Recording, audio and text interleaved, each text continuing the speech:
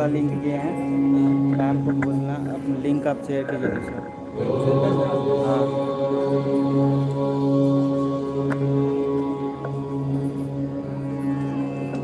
सरस्वती नमस्तुभ्यं वरदे काम रूपिणी विश्वरूपी विशालाक्षी विद्याम देही सरस्वती। विद्यादायिनी सरस्वती की आराधना हेतु आ रहे हैं सीसे विद्यालय के छात्र।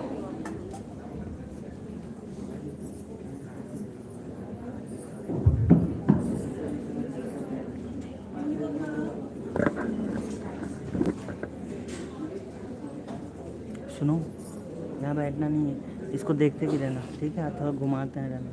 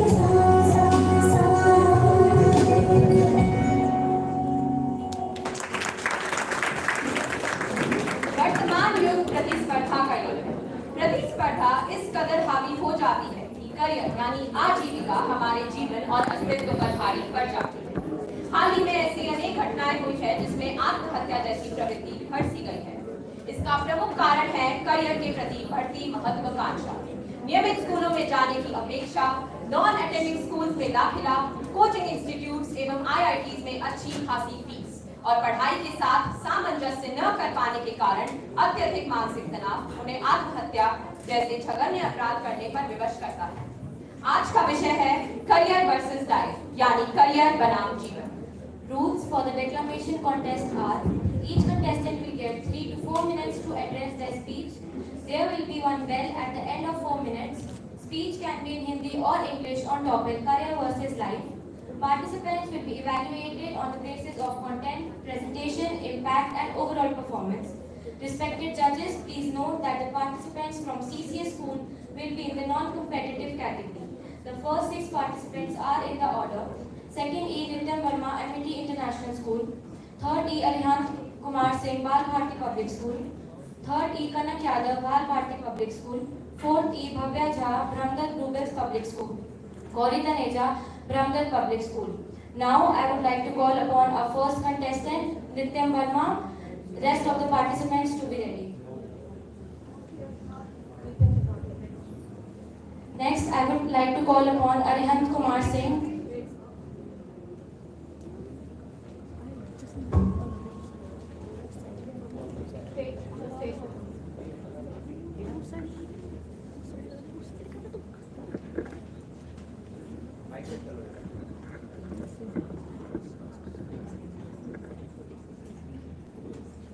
Good morning to one and all present here. Today, I stand before you here, giving a speech between the eternal struggle of life versus career. This is a grappling situation, this is a grappling thought that comes to my mind every day.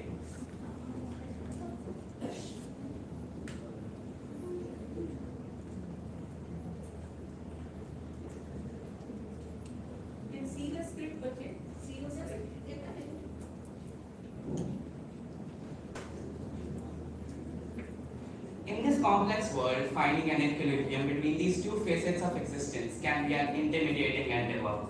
Life encompasses the importance of all those personal relationships, those cherished moments with your loved ones, and nurturing your passions, not just some unrelenting race to be the one of the best.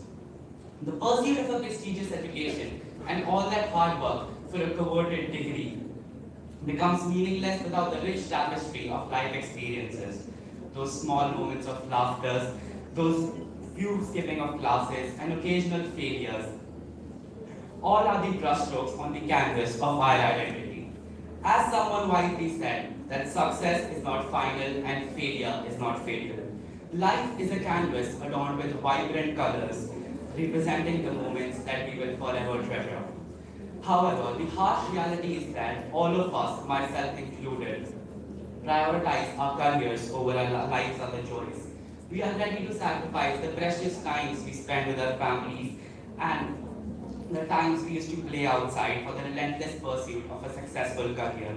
Climbing up the corporate ladder and seeking financial stability consume us. A successful career can indeed provide us some financial security, a sense of accomplishment as well, and even help us to support our families. But it leaves us with an empty feeling inside of us. It's then that we realize that life is more than just about some paycheck. I find myself running errands for all of those recognitions, those medals, those certificates, but at what cost? Did I just trade my beautiful childhood, all those cherished memories, and the experiences my parents offered for this relentless rat race? I cannot ever believe that this rat race could ever substitute those invaluable aspects of life. Our society always teaches us that a good career equals to money and money would buy us happiness. But a successful career cannot simplify life and it definitely does not guarantee us happiness. This race has distanced us from what truly matters, that is, acquiring the right skills. In today's world, a piece of paper with good marks does not define your successful career, but what defines is that you have effective communication and a diverse set of skills. We must also acknowledge the alarming cases of number of student suicides in Kota, often driven by academic stress or parental pressure. It's crucial to realize if their career is not aligned with their passions, then they might struggle to thrive in that environment. Many are blind to the fact that life encompasses more than acing some exam that you have every day. While hard work is essential, I agree, which should be balanced with self-care. I believe that your career is a marathon and not just any type of sprint, and maintaining health and happiness is crucial for the long run. My grandparents often used to recount me stories of the happier times they had in the rural villages because people there used to pursue what ignited a spark within them, what they were interested by, and not driven by societal expectations. But let us not forget our determination and motivation we have to excel. While we strive for success every single day, our happiness should not be solely dependent upon the fact that our achievements in life would be so much more. In the race for success and pursuit of dreams, it's easy to lose sight of what truly matters, that is life itself.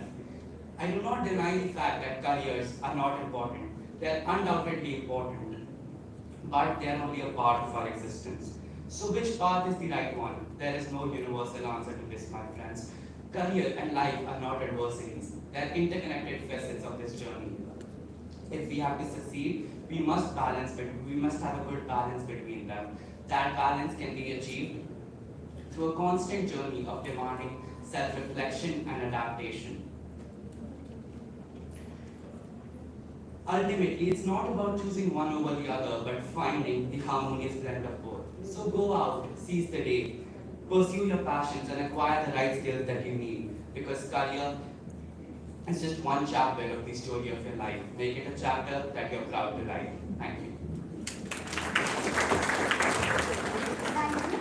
Now we have Arihant Kumar Singh, 3E from Bal Bharti Public School, Kanak Yadav and Bhavya Jha to please be ready.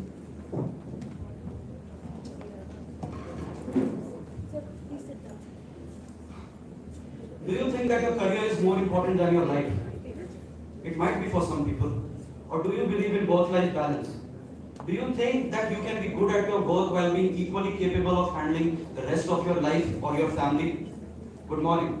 I, Arihant Kumar Singh, am here to present my thoughts on what I think is more important. Career or life? Or is it both? You know some great people like Ronaldo, Steve Jobs, Albert Einstein, all of these people were exceptionally good at what they did. All of these people were very famous, very successful, and all of them had great careers. But they did not have much outside of that. Ronaldo dedicated his entire life to football. He not only used to train for 5 hours every day, but also used to have the most strictest of diets, and then also used to spend another 2 hours in the gym. Do you see the level of commitment he had? You can't compete with such a person in that field if you're not willing to put your entire life dedicated to that thing. That is the cost that you need to pay to succeed in your career. Career and life are like inverse proportions.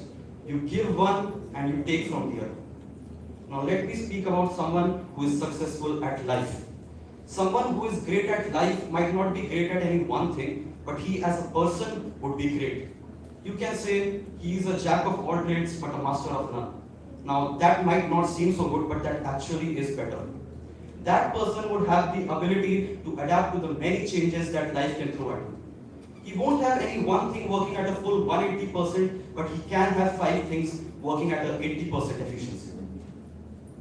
See, what makes life so beautiful is that you have so many things to try and explore. You have so many things to try and explore, and you can't do that if you're just focused on one particular thing.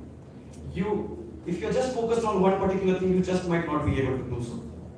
Thank you. Now we have Kanak Yadav, 4E from Bal Bharti Public School, Bhavya Jha and Gauri Taneja to be ready.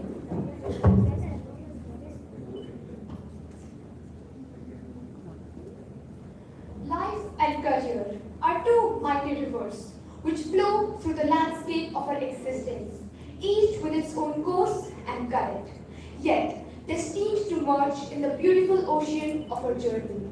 Ladies and gentlemen, I, Kanak Yadav, extend a warm welcome to all of you. Today I am present before all of you to shed light on the topic career versus life. It is often told by the society to find our passion and pursue it as a career. But what if our passion might not pay the bills? What if our passion is something we cannot make a career with? But let me tell you the truth that life is not about career. Life is not just about career, it's about living itself to the fullest and doing things that makes you happier and give you a hope to live every day more. And if your career makes you unhappy, then it's the high and right time to make a move and change your career. A question that has echoed through the ages is, what is more important? Is it career or is it life?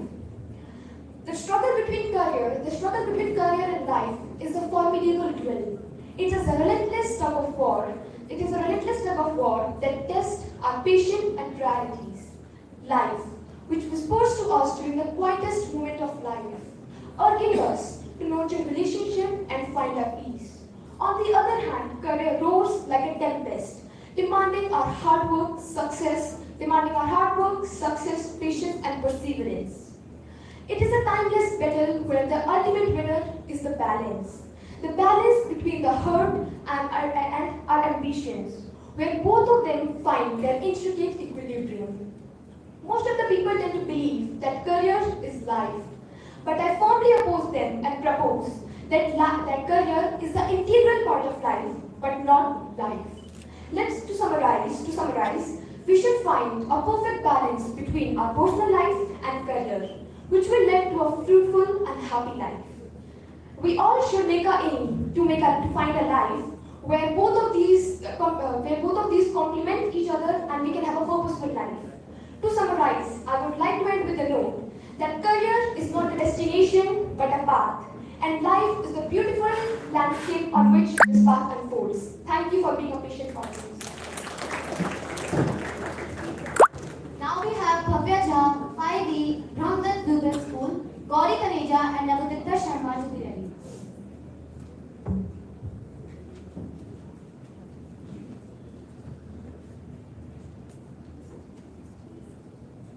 Life is not a race, but a journey to be savored at each step of the way. Good morning, one and all present here. Today, I, Bhavya Jha, of Brahmdat Gurugram Public School, stand before you to delve and ponder on a very crucial dilemma which has always surrounded us: the battle between career and life. In this fast-moving modern world, we always find people around us thriving for success, and we are often stuck at crossroads. Do we really need to chase that crippling success, or we should savor the simple joys of life? Well, the pursuit of a successful career is enduring. It is important as it promises us financial stability, recognition, and satisfaction of achieving one's own ambition. We are constantly bombarded with messages that tell us to climb the ladder of success and gather massive wealth. And while there is no problem with hard work and dedication, we must remember that a successful career is just a part of the larger tapestry of our life and not our entire life.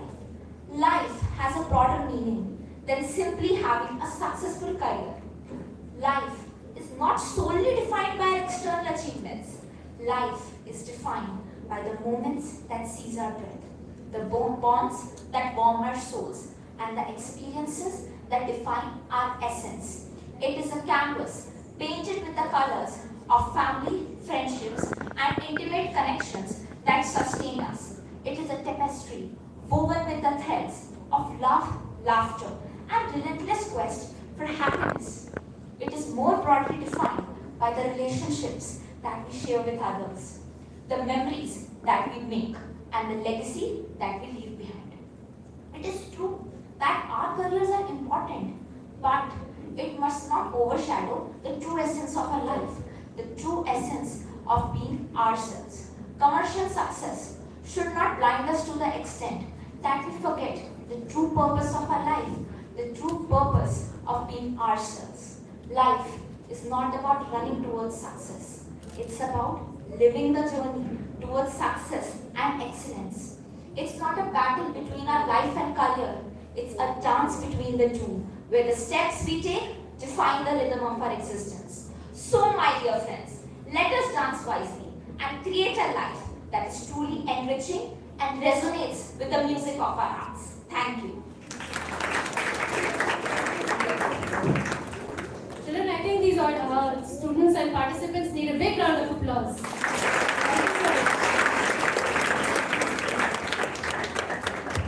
Next contestant is Gauri Taneja, 6E from Brahmdar Bluebells Public School. Navarita Sharma to be ready.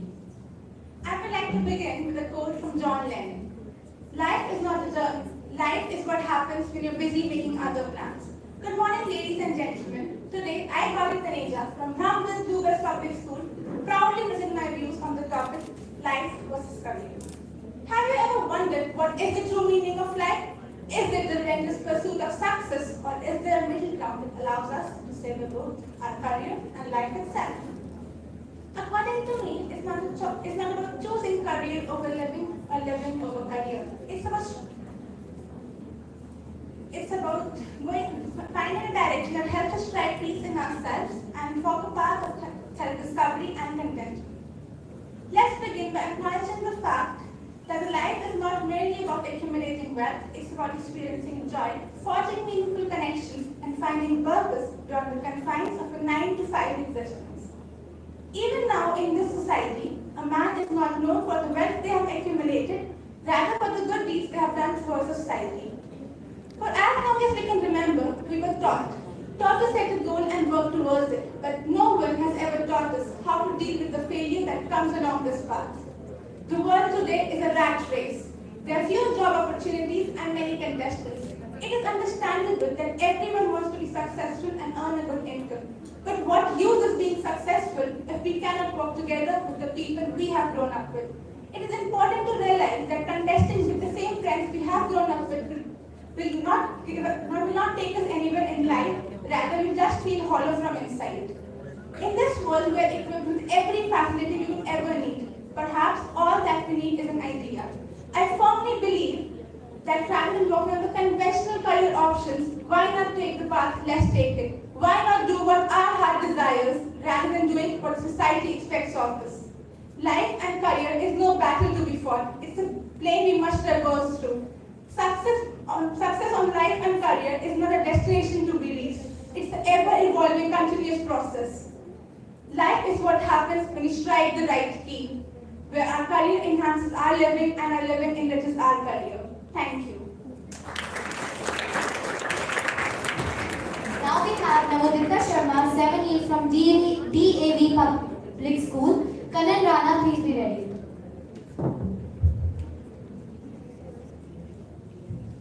Good morning, members of the jury and dear fellow students. In the grand theatre of life, where does one draw the line between pursuing career and life's happiness? This is a question, a quest for balance, and a way towards better mental health, and a challenge for us to face. So hold on to your seats as we embark on a journey which is as important as its destination, will take us deep into the heart of career versus life discourse. Mental health awareness should not be an afterthought of our career planning. It should be an integral part of it. Like a double-edged sword, our career choices profoundly affect our mental health.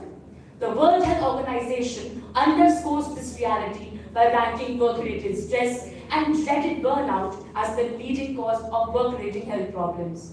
Further, the NCRP data shows that there has been an increase of 11% in suicide rates relating to workplaces. The American Psychological Association reveals that individuals who strike a healthy work-life balance are less likely to experience psychological distress. A balanced life paves the way for personal growth, alleviates stress level, and bolsters one's mental health. Various philosophical theories, for example, the hedonic treadmill theory, emphasize that one's career success does not provide everlasting happiness. It emphasizes on the importance of having life satisfaction. This is seemingly a simple concept, but it majorly shapes our mental health. Now, let us look on to some solutions which involve a shift of our perspective. Instead of viewing career and life as a different entity, we can understand them as an interconnected aspect of our existence. Mental health professionals are the torchbearers of this issue. Psychologists, psychiatrists, and therapists provide us with support and treatment at the individual level and collaborate with organizations for executing mental health programs. This multifaceted approach to this issue at various levels, such as the individual, organizational, and societal. In the individual aspect, self-care is a cornerstone for maintaining mental health. It includes proper sleep schedule, healthy diet, regular exercise, and most importantly, doing activities which provide stress relief to the body. Maintaining boundaries between one's personal and work life is also pivotal. Having specific working hours, taking regular intervals, and doing activities which are both leisurely and relaxing. At the workplace, it is the responsibility of the employers to create such an environment which fosters a mentally healthy well-being and leads to job satisfaction in the employees.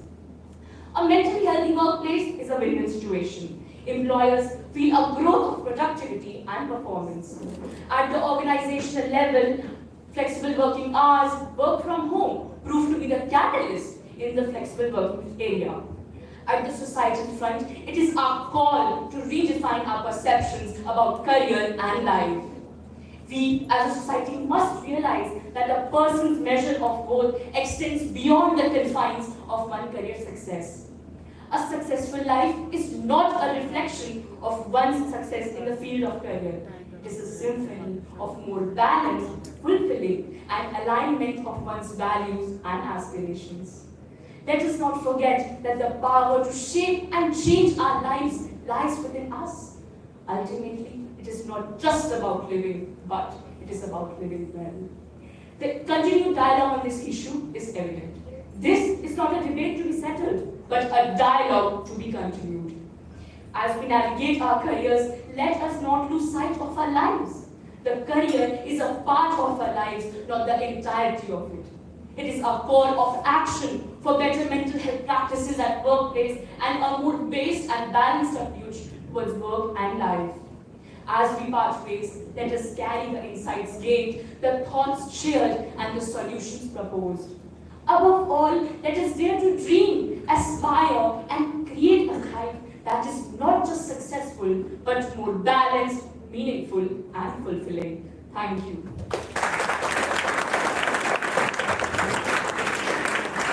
Our next contestant is Kanan Rana, AT from DAV Public School. Good morning, everyone. Career and life, two very contrasting yet intertwined facets that shape our world. How frequently do you encounter situations where you find yourselves stranded to make a choice between your personal commitments and professional stays? I believe that nearly all of us have faced such dilemma at least once in our lifetime. In a world marked by relentless competition, we often feel trapped in the pursuit of excellence and the race to the summit. The quest for financial strength and stability drives us, and we're constantly reminded that life lacks meaning without money.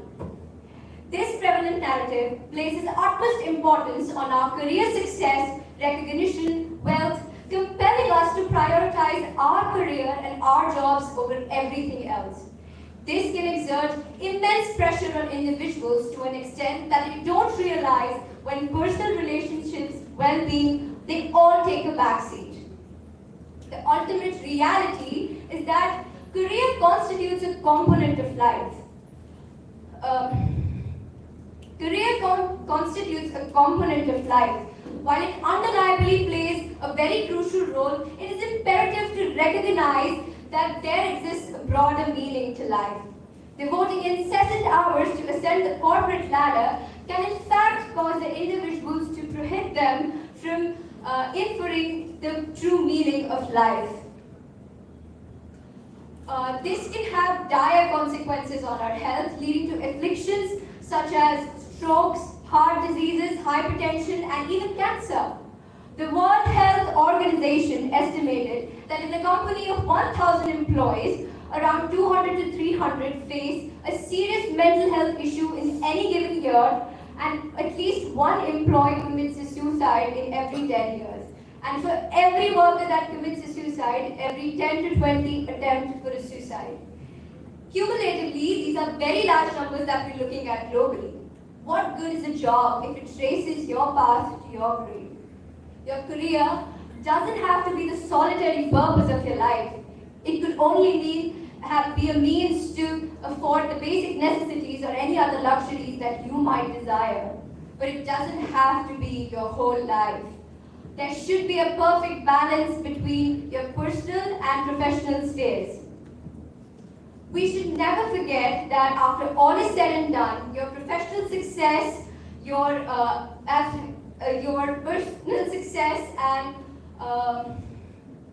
professional commitments can never matter more than your happiness and mental well-being.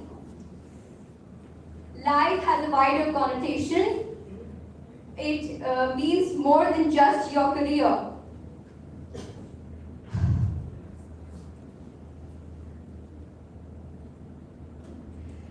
Life is not meaningless without money, but it is immaterial without the happiness of a person. It could be very little as watching your children build a tower or sharing a cup of tea with your husband or wife, discussing about your lousy days at work.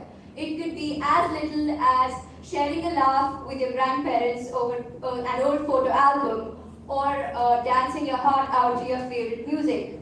Or it could be taking out a little time to follow your passion. We ought to allocate more of our time into indulging in activities that bring us joy instead of succumbing to the burden of unwanted stress. Time management is an overpowering conceivance that could help us attain this equilibrium. Plan your day. Make a schedule that focuses on both your professional and personal stays. Delegate tasks. Divide your work equally amongst your delegates. Prioritize. See which tasks you want to place at the top of the list and which ones at the bottom. It does not have to be a choice. I would like to emphasize that it's not career or life, it's career and life. There should be a harmonious partnership so that we're able to have successful careers while also nurturing our personal lives. It should not be about choosing one over the other, but about integrating them into a meaningful existence. Thank you. Yes, please give a big round of applause for all our contestants. Now, I would like to request the participants of Hindi Declamation to proceed to Audi 2. I would also request some teachers and parents to join them in Audi 2 to motivate our speakers.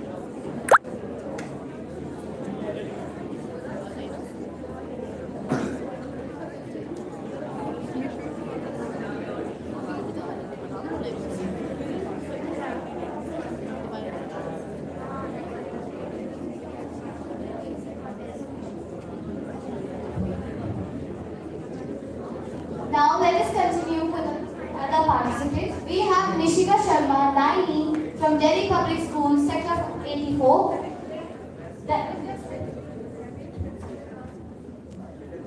Natural announcement.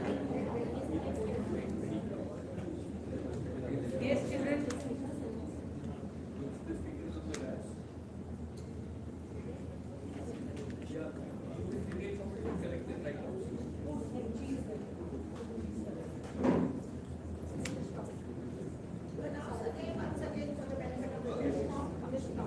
And one more thing, children, you can bring your papers.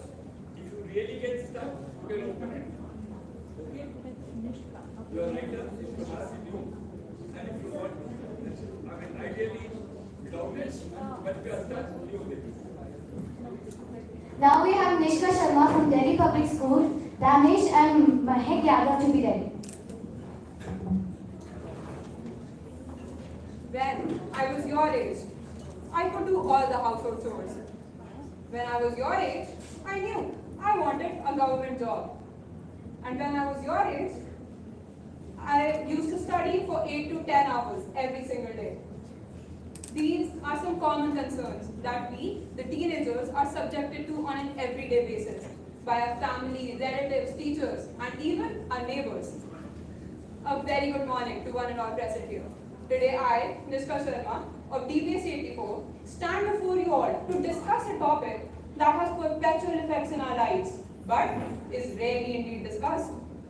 The dilemma of career versus life. Honorable jury members, respected teachers, and fellow members of the audience, won't we all agree that technological advancements have opened a wide array of opportunities for the younger generations? Now, when we aspire for techno-savvy, digitalized, revolutionary workplaces, how can our lives and careers be compared to that of the previous generations? The equivalence of professional success to personal happiness is universally agreed upon, though fundamentally flawed. Being a millionaire at 20, getting on the Forbes list of successful entrepreneurs. 1 minute. Quickly send out. You continue. Hurry up and send out. Don't to the chair. Don't to the chair. And then अभी जो आ रहा है उसको पीछे बैठाओ. ठीक है? Yes. Sorry. Please. Apologies. Your choice. Choice. If you want staff development to follow on, I will start from the beginning. Okay. as you like. Your choice, baby. When I was your age, I could do all the household chores. When I was your age, I knew I wanted a government job. And when I was your age, I used to study for 8 to 10 hours every single day. These are some common concerns that we, the teenagers, are subjected to on an everyday basis by our family, relatives, teachers, and even our neighbors. A very good morning to one and all present here. Today I, Nishka Sharma of DPS 84, stand before you all to discuss a topic that has perpetual effects in our lives, but is rarely indeed discussed. The dilemma of career versus life. Honorary jury members, respected teachers, and dear fellow members of the audience, won't we all agree that technological advancements have opened a wide array of opportunities for the younger generations? Now, when we aspire for techno-savvy, digitalized, revolutionary workplaces, how can our lives and careers be compared to that of the previous generations?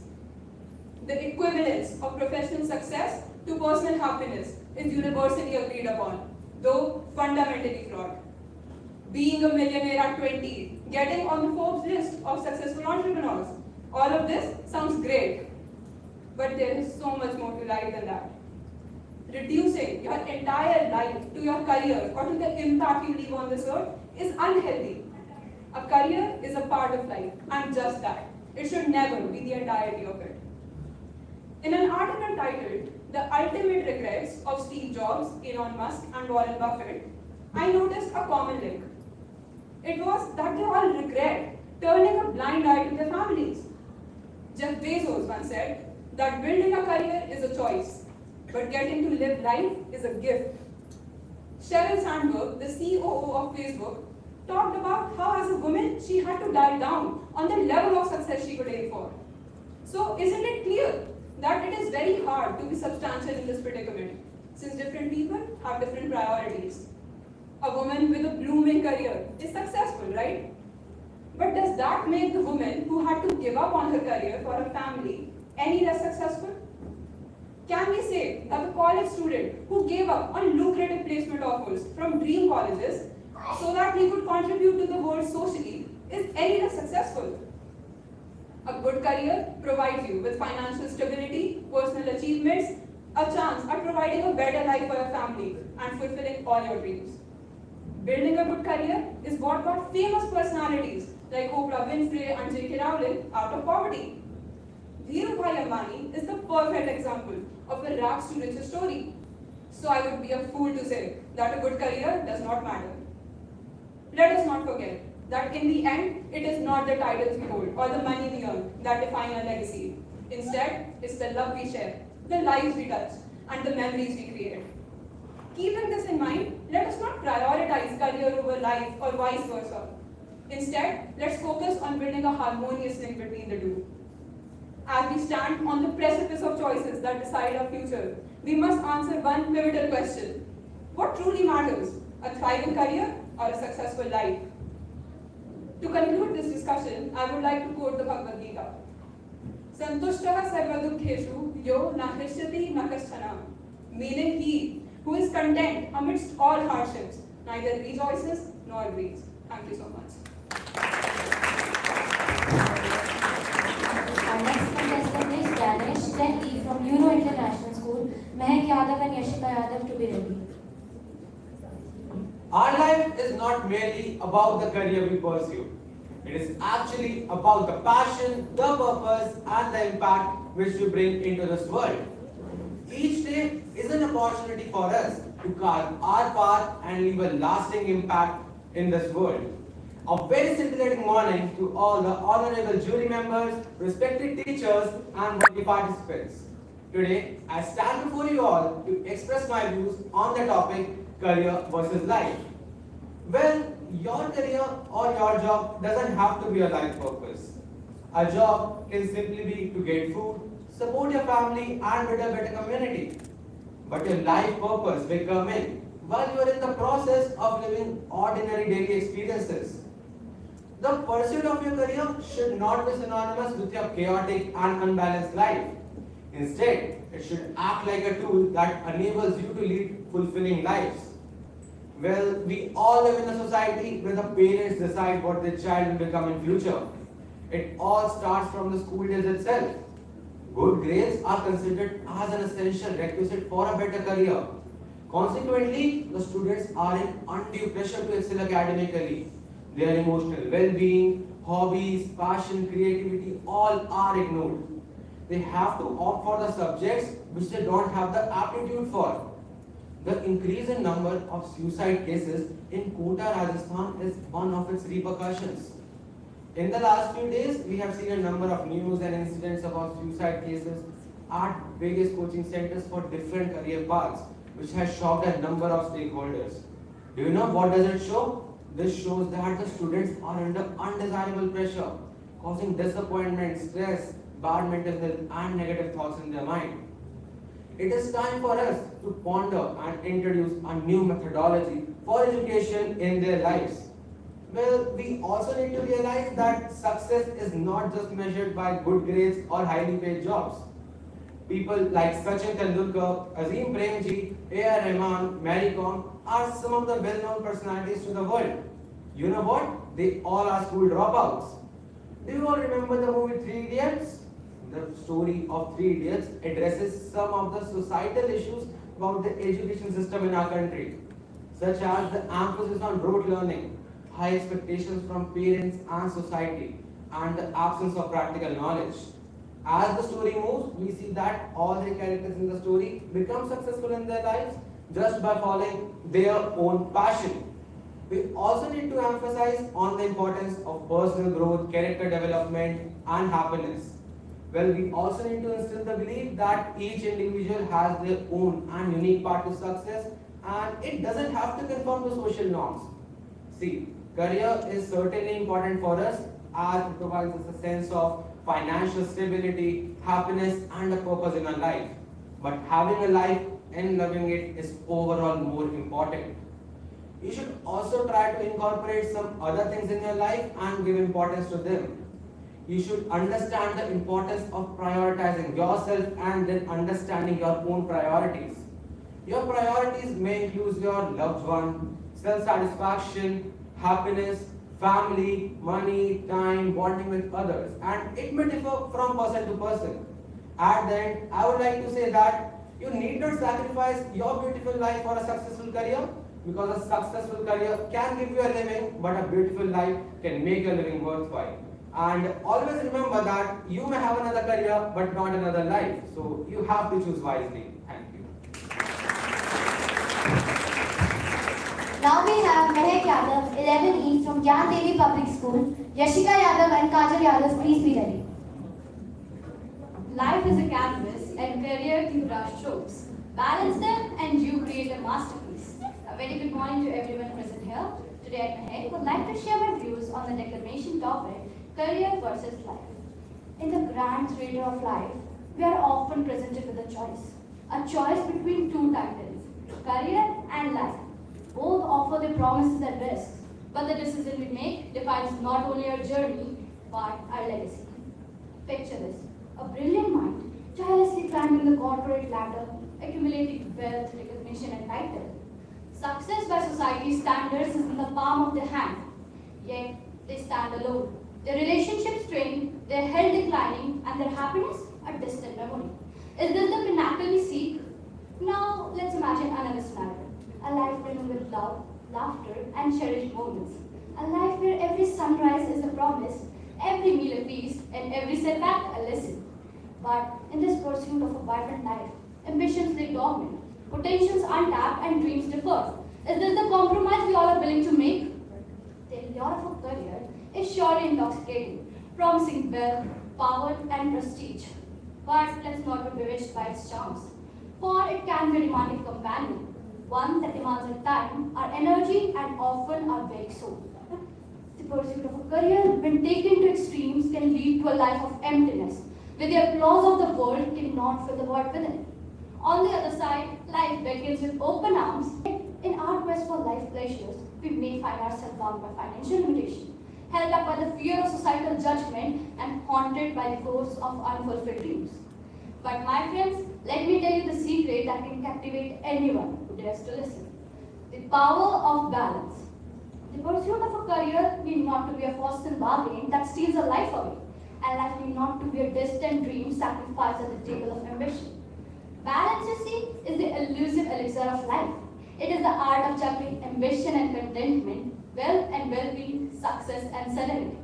A career that empowers your life, that enables your dreams, and that fuels your passion is the kind of career worth pursuing. But here's the catch. It's not a choice once made and then forgotten. It's a tightrope walk, an intricate dance, a constant negotiation with the forces of time and ambition. It requires introspection, adaptability, and courage. So, how do we impress upon this choice? We do so by embracing the complexity of it. We acknowledge that life and career are not adversaries, but partners in the grand story of our existence. We strive for a harmonious existence where one nurtures the other. In the end, let us not be swayed by the pursuit of a career if it drowns out the laughter of our loved ones. Let us not be blinded by the allure of wealth if it dims the light of our dreams. Instead, let us impress upon ourselves the power of balance. For it is the path to a life truly worth living. In the grand theatre of life, my friends, let our choices be the applause that resounds through generation. For it is the balance between career and life that creates the most impressive and impactful of all performances. I would like to conclude by saying that life's symphony plays on and our careers compose the melody. Thank you and may you have a great day. Our next participant is Yashika Yadav, 12E from Gyan Devi Senior Secondary School. Kajal Yadav and Bhavini to be ready. A very good morning, everyone. I'm Yashika, and today I'm here to deliver a speech on a topic that was long overdue: career versus life. My parents often share how well they lived their childhood, from meeting new people to experiencing new things and making unforgettable memories And in the future, I could share with my children how long one can study without sleep. The meals I gave up that day while thinking about the next. At the time when food and sleep should have been my priority. I can tell them about the anxiety I get while anticipating the future, fearing the rat race, working tirelessly towards the career when I should have worked towards my interest. Indeed, an unforgettable childhood we are thriving in and losing, living. These are your years. You're never going to get them back. Struggle, choose, achieve. Many of us hear it. Many in the audience say it. Choosing a path of learning is an integral part of a student's life. However, the pressure of career building since a very young age, don't you think is a little too much on these young minds who are not fully aware of their own interest? And many times they get involved in this vicious cycle we fail to notice. Let's go over one, shall we? It all starts with the pressure of scoring good to get the required career stream. So instead of actually acquiring knowledge, students start to focus on getting good marks. And when they are unable to do so, they are gripped with a feeling of hopelessness and sadness. Even if they get their required stream, halfway through it they realize that it's not in sync with their interest and aptitude. But they fail to voice up under the pressure of society and family. Constantly pressurizing children to perform well throughout their academic journey pushes them to the verge of depression, leads to anxiety, eating disorders. They're not able to enjoy the fruit of their success, and in most cases it leads to suicides. So the period which is meant for self-discovery is all spent in self-doubt. But despite all of these negative emotions that arise from family and the societal career pressure, students continue to rely on them for career advice. They follow that one specific path. And what we fail to notice is that we have ample of opportunities. We can't expect a fish to climb a tree. We might not be as good in something as our peers, but there is definitely a thing we can do. We might not know about the path. We might fail while trying for it, but it's perfectly fine to try out multiple options before sticking to a long-term career path. It's perfectly fine to fail while trying, because even if something doesn't work out, it gives you that experience, that insight, which helps you to realize your vision of success. Careers are such tied to our identities that a career failure feels like a personal one. We are afraid, we are lonely, we are depressed, but we must understand that career is not our entire personality. So focus on various aspects of life. Ask yourself, the anxiousness, the depression, loneliness, frustration, fear, even the career, are they all worth the life? It's okay to recognize career as a part of your life, but as long as it doesn't overtake your life. As long as it doesn't make you feel like you're barely surviving. See, career is important. It affects various aspects of our life. It provides a source of income, it provides direction, it provides purpose. It's a chance of knowing what you're here for and what you love. It's our best shot at improving the world in a way that is important to us. But for us to be successful in our career as well as to improve the self-being, it's important to find a balance between career and life. My fellow participants have already mentioned how important it is for us to find the perfect balance. How we are here not to choose career over life or life over career, but to find that harmonious balance. And this, my friend, is a world of all-rounders, where jack of all trades might be the master of none, but oftentimes it's better than the master of one. Thank you and have a nice day. Now we have Kajal Yadav, 13E from Laburnum Public School. Bhavini and Vivan Banerjee, please be ready.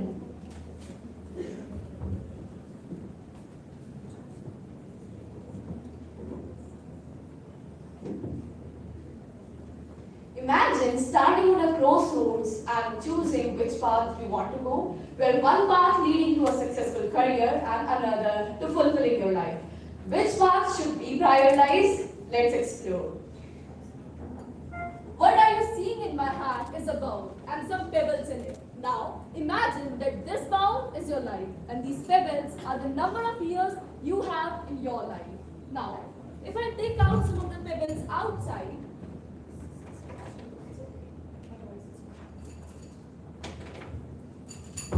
these are the number of years that you have lived of your life.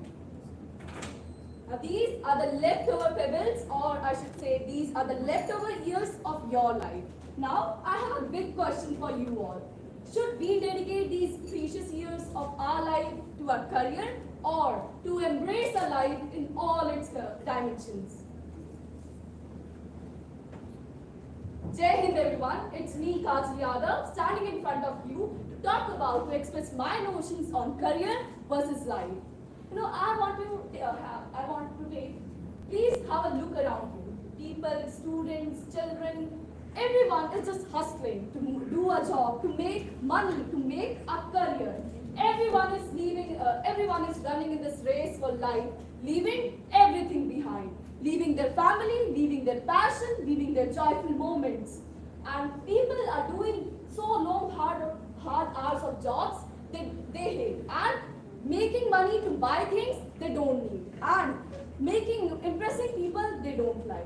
And if we fail in this race of life, we saw a life coming to a standstill. Teenagers, depressed teenagers commit suicide. This is the harsh reality. In our life, life is not this. Life can't be just career. Life can't be just about career. Life is far beyond than that. When one door closes in your life gives you another door. Go ahead, find it and open it. When a career is just one aspect of your life, the life is a beautiful and a vast sphere, which carries your love, your freedom, your education, your career, your money, your time, your family, your friends, your pain, everything. And a career is just one brushstroke on the canvas, not the entire masterpiece. No doubt, career is important for us. We have financial obligations in our life. It is important for us. Career is something, but not everything. People are searching for doing career. They want to become this, they want to become this, leaving behind everything. There is a famous book written by Brownie Bear, which I personally like, and the title of the book is 5 Regrets of Dying People. In that book, the author has mentioned 5 regrets of the dying people, and I want to share the regret number 2, which says, I wish I hadn't done the hard work. Now the author is not telling you that you don't have to do the hard work, but she's telling you that if you are becoming successful at the cost of your youth, then definitely you are paying phenomenally a heavy price for this success. Your life is not about how big your bank account is. It is about how big your account of happiness, relationships, family, joyful moments. It is about this. This prime time will never ever come again.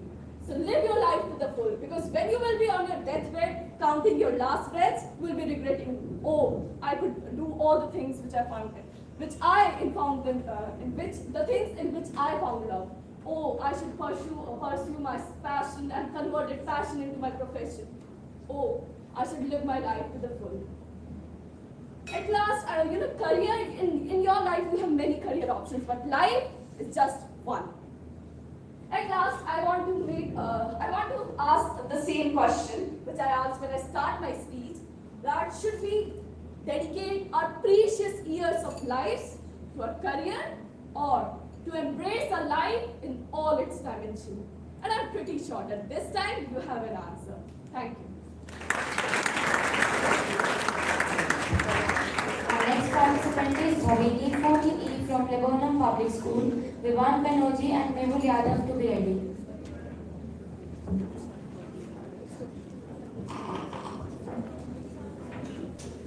प्रथमे नाजिता विद्या, द्वितीये नाजितं धनं, तृतीये नाजितं पुण्यं, चतुर्थे किं करिष्यसि? अर्थात यदि जीवन में आपने प्रथम भाग में विद्या, दूसरे भाग में धन और तीसरे भाग में पुण्य नहीं कमाया तो चौथे भाग में क्या करोगे? नमस्कार. I Bhavini stand before all of you today to speak on life versus career. What is this? It's a rainbow. Yes, life is also like a rainbow, embracing all of its colors. But in today's life, something is missing, and that is life. Yes, In this busy schedule, in this hectic routine, we have missed something, and that is life. Do you even remember when was the last time you had a talk with yourself? Do you even remember when was the last time you smiled? You laughed out loud. We are busy in a 9 to 5 job or career. Well, are they same? No, they aren't. A job is something you perform for money, for your basic needs. On the other hand, a career is something you do for your passions, for your ambitions. Yes, well, my dear friends, have you made your career or have you decided to make your career? In what field have you made it in? Are you willing to be a doctor, an engineer, a scientist, a chef, an actor, or something else? Well, I have decided, but society says something, my mind says something. Is it going to be my passion or a mere job? Some say I should become a doctor, while others say I should opt for a government job. But my parents proudly say, do whatever you want. This is the spirit. Possibilities are people who have chosen their career on themselves, by themselves, they will definitely become successful one day. Yes, success will touch their feet one day, definitely. One example is of an Indian cricketer, a beloved former captain, Mr. MS Dhoni, who dared to chase his dreams. He was never in the sport, he was not always into the sport. But if he can, then why can't all of us? We can chase our career, we can live life. Career is an important part of life. It is a subset of life. But life is the universal set for career, for happiness, for acceptance, for memories, and for experiences. Yes, life has a lot to give to us. There is a need to maintain balance between life and career. There is a need to prioritize. What you can do is make your decisions align on the basis of what you are doing right now, what your priorities are, what are your values. We can think about them, then we can make a decision. Avoid neglecting yourself. Statistics say that people who are happy, healthy, and educated have better career options. Countries such as Finland, and Switzerland are such examples. On the other hand, we have advent of technological tools such as ChatGPT, OpenAI, and we are living in this modern era. Some technological advancements are still there that will take place in the future, such as quantum computing. Yes, my dear friends, and there is definitely a need for continuous learning, for continuous striving out to make ourselves better. There is a need for that. And my mantra for this is B2, B2. Becoming better, becoming better. Yes, I can do it. This should be the mindset. This should be the mindset to achieve everything and anything you want. We have endless aspirations, endless desires. But what about the beggar? Even if I give him a little money, this can put a gleam of light on his face. But rich people always chase more money, more power. Are we thinking about the society? Are we thinking about the development as a whole? Probably not. Let's make ourselves better every day. Let's continue to become the best versions of ourselves and live life. My dear friends, we have come through a long journey and rest of the life that is pending. Let us smile. Let us live. And this way, life becomes easier. एक अवसरम एक जीवनम. एक ही अवसर है, एक ही जीवन है. इसे जी लो. And yes, concluding with that career is vital for life, but it is a phenomenal gift of God that is given to us. That is life. Thank you very much.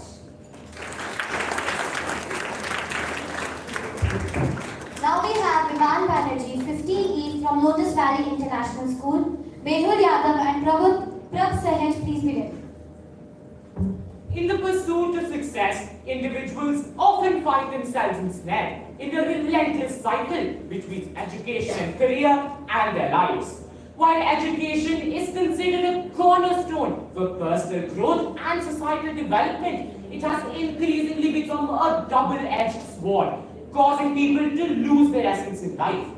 This loss of essence, in turn, linked with an alarmingly high rate of depression and suicide, have swept across the face of what was once a beautiful Indian education. Today, I, Vivan Banerjee of Lotus Valley International School, proudly stand before you to delve into the delicate embrace of a topic that is a clarion call for our shared destiny, our education. The desecration of the sanctity of education can be accredited to a multitude of causes. The career conundrum and the birth of the non-attending dummy school have been prolific in making education the modern maze that it is. Today's fast-paced world is seeing money becoming the primary motivation for students all across the world. The pressure to secure a lucrative career, ensure financial stability, and to meet societal expectations has ridden the students of our country and has forced them away from their passions to seek financial success. In the pursuit of this monetary success, the genuine love for learning and personal growth takes a backseat. This phenomenon is only furthered by parental pressure, as parents, with their best interests at heart, push their children towards careers where they can earn more money, even if these choices do not align with what the child truly wants. I have a question for everyone here today. What kind of a world would you like to live in? A utopian democracy? A world where there are no crimes? A world where everyone loves each other? How can we achieve such a world when the youth who is going to become this world is unhappy? How are we going to live in a world where everyone is running in a frenzy after money and no one is truly thinking about the joys of life?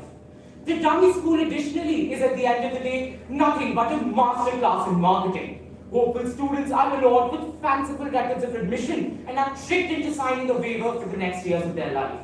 The one-stop agenda for dummy school is to attain any student out of here a seat in an IIT, AIMS, or a related institute.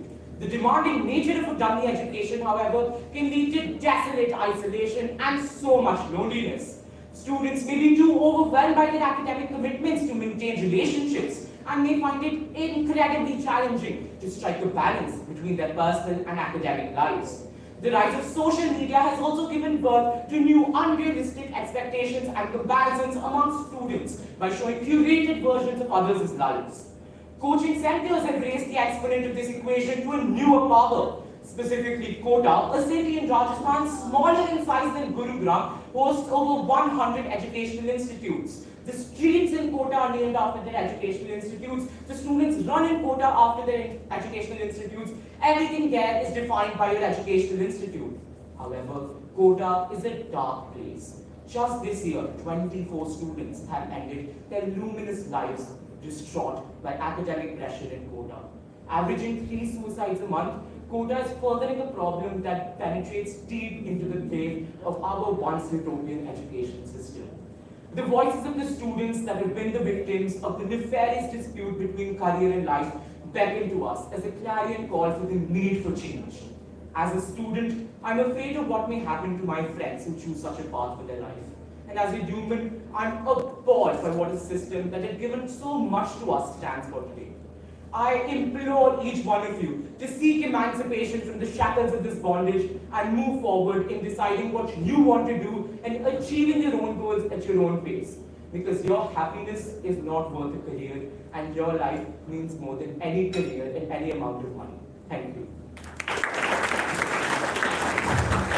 Our next participant is Bindu Yadav, 16E from Mount Onappa School. Prab Sahaj and Ashwin too, please be ready.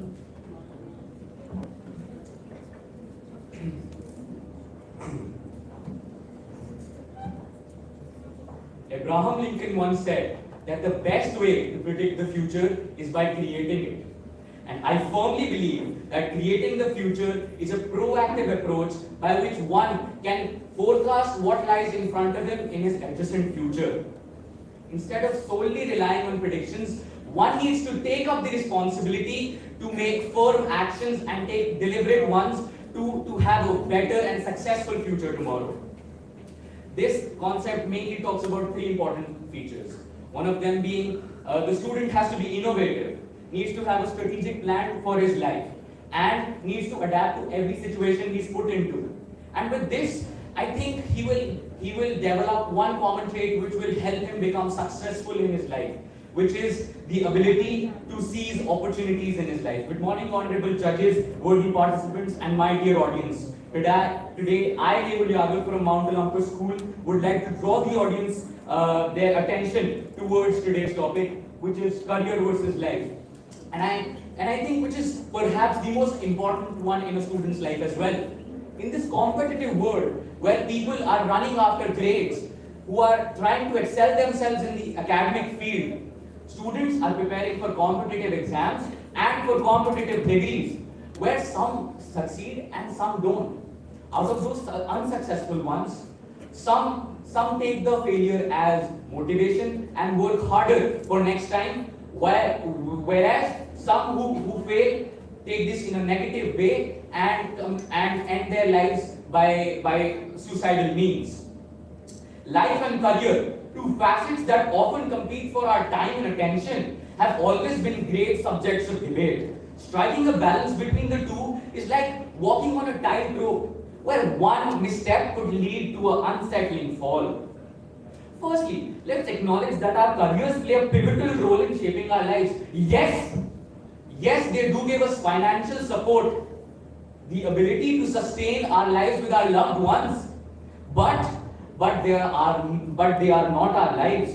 A successful career can, yes, offer us financial security, personal growth, and sense of achievement. However, it is essential to remember that our careers should serve as a mean to the end, not the end itself. On the other hand, our life is everything apart from the career. Life teaches us what real relationships are, what real bondings can be like, and how is it to maintain a good environment for one to live a healthy and long life. The key lies in finding the right balance between these two realms, and according to me, I believe there are two main features by which one can be able to balance the both realms. One of them being defining our own priorities. Learn to understand that where your priorities lie is something good for you, and understand what your long-term goals are. Learn to say no. Overcommitting to a job and thinking that it is detrimental to our entire life is completely wrong in my opinion. And taking out time from overtiming and overwork can help us improve our personal lives. So in conclusion, I would just like to say that life and career are not opposing forces but complementary aspects of our life. Finding the right balance is essential in a continuous journey. Remember that a fulfilling life is in one where you turn 65 and look back at your life with sheer contentment and not regret. So let's try to harmonize life and career not as adversaries but as powers in the pursuit of a rich and meaningful life. Thank you. Participants, please note that referring to the sheet is not allowed. You can only look at it once or twice. Now we have Prabh Sahit Singh Arjena from Our Lady of Fatima Convent Secondary School, 17E. Ashwin and Anushka, please be ready. So today's topic focuses much of my attention towards the parents and teachers present here. But whatever I'll be saying has far-reaching significance. Just imagine that you are in a shopping complex with your family. Suddenly you have to get aside because you have received a call from your boss or your client. That person assigns you some work at a time when you were supposed to be with your family. You convince yourself that it is not a big deal. But by doing so, you're actually forcing yourself into an impasse which is created by a poor knowledge of career versus life. Good morning, esteemed judges, respected teachers, and all my dear friends. I am Prabh Sahit Singh Arjena, and I am here to address an issue that takes the lives of 50 Indians every week. Career versus life. There is a famous quote which says, career is something which you are paid for, life is something which you are made for. The younger generation present here may believe that a successful career will lead to a fulfilling life. But I don't think so. Let's return to our first example, where that one phone call increases our stress, reduces our relationships, and undermines our happiness.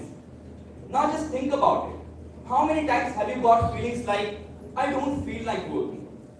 My family keeps me away from work, or my work keeps me away from my family. Well, if you have these feelings, then you are stuck in this impasse. We may have a successful career, but not a fulfilling life, which leads to overall despair and disappointment. The reverse is also true. Now coming to the most important aspect, how to create a harmonious balance between a successful career and a fulfilling life. At this stage, I want the rapt attention of everyone present here, because the next 2 minutes can change your life. The most fundamental step to take is to set clear boundaries. Do your work devotedly and don't procrastinate things, because procrastination can lead to stress. I'm not asking you to overextend your work hours, but just don't see your mobile at the time of work. Actually, technology is somewhere at the root of this poor connection between our career and life. The moment you step inside your home, just turn off the email notifications for an uninterrupted personal time with your family and meaningful relationships. Time management is also crucial. Efficiently manage your time using calendars and to-do lists. Always make sure that you give some time to your family in the form of vacations, in the form of some exercises, or just going out for a morning walk in leisure without any devices. In conclusion, maintaining a harmonious balance between your career and your life is indeed challenging, but it is the need of the hour. By adopting the strategies which I have just told you, you can make your life meaningful, contented, and happy. Applaud me only if you have learned something about this tussle known as career versus life. Thank you and have a nice day ahead. Our next participant is Ashwin 18E from Our Lady of Fatima Convent Secondary School. Anushka and Upasana to be ready. In the contemporary world of skyrocketing competition, every single student is questioned at a young age on what career is he ready to pursue. Careers play a crucial role in a person's future, but do we prioritize a career or a life? Do we prefer a more successful professional life or a more blissful personal existence? Warm greetings to everyone present here. I am Ashwin Felix of Our Lady of Fatima Convent Secondary School, standing here in front of you all to put forth my views on the differences between life and a career. Pursuing a career transforms you into a working part of the global society. People do need to be career-driven and ready to accomplish something, but this must not come at a price of their own personal well-being. A lot of people at top faculty positions actually live miserable lives due to the amount of pressure and stress they go through on a daily basis. Their job may provide you with a good pay and a respectable person in society, but will it let you live? These jobs are known as the golden handcuffs for a very brutal reason. They provide you with short-term gains and security, but leave you disappointed with your own past lives. What money are you actually earning if you are not really satisfied with your own past lives? Apparently, money is more important than health to some people. Mental health has become a very prominent issue in the youngsters, and a lot of corporate workers also go through a tremendous pressure every single day. What you need to do is focus on your life. After all, you only have one life to live. Why not live it to the fullest? Now, this doesn't mean that you totally detach yourselves from your professional lives. What you have to do is balance all your energy between all the other aspects of your life. You are your own moral compass. The voices inside your head tell you what you need to know. If you ever feel like you are in a rat race, take a break. Sit down and talk with your heart. What makes your day brighten up with joy? What pushes away every single thought of doubt and worry out of your clouded conscience? Make time to do things that truly connect you to your own authentic selves. When you ignore these intuitions and instincts, it may leave you very discontented with your own life. Career is certainly very important in one's life as it can provide you with a sense of purpose, fulfillment, as well as financial stability. However, one must not just look for money in your career path. What you need to search for is your passion, and be ready to sacrifice anything to attain it. However, you should sacrifice your time, but never sacrifice your own mental well-being. Before taking the decision, remember, this is the moment to choose who you are going to become and what you are going to be known as. Always know that this job is just one part of you, and there is much more to life than just your career. Examine what your career path demands from you. Question yourself, are you willing to pay the price? After you achieve your dream job, will you be truly living and working, or are you just going to end up living to just simply work? I'll leave you all with your few thoughts and take my leave. Thank you everyone for your precious time. Now we have Anushka, 19E from Ravindranath World School, Prince Gautam and Yadu B. Krishnan. Please be ready. Don't confuse having a career with having a life, is a quote by Hillary Clinton. With this, good morning ladies and gentlemen, esteemed guests, and my fellow participants. I am Anushka Kashania from Ravindranath World School, and I am here to shed light on the topic life versus career. Life and career are both intertwined aspects of one's existence, each influencing and shaping the other. Life is a broad spectrum of experiences ranging from health, personal well-being, happiness, and even money. It is like a blank canvas to paint on however we want. Whereas a career is the sum of our professional journey. Many people embark on a career because it can help them achieve things like gaining more knowledge, getting more experience, taking on more responsibilities, and earning higher salaries. To be honest, if you ask me, which is more important, career or life, it seems like a no-brainer because at a first glance, anyone, including me, would choose life.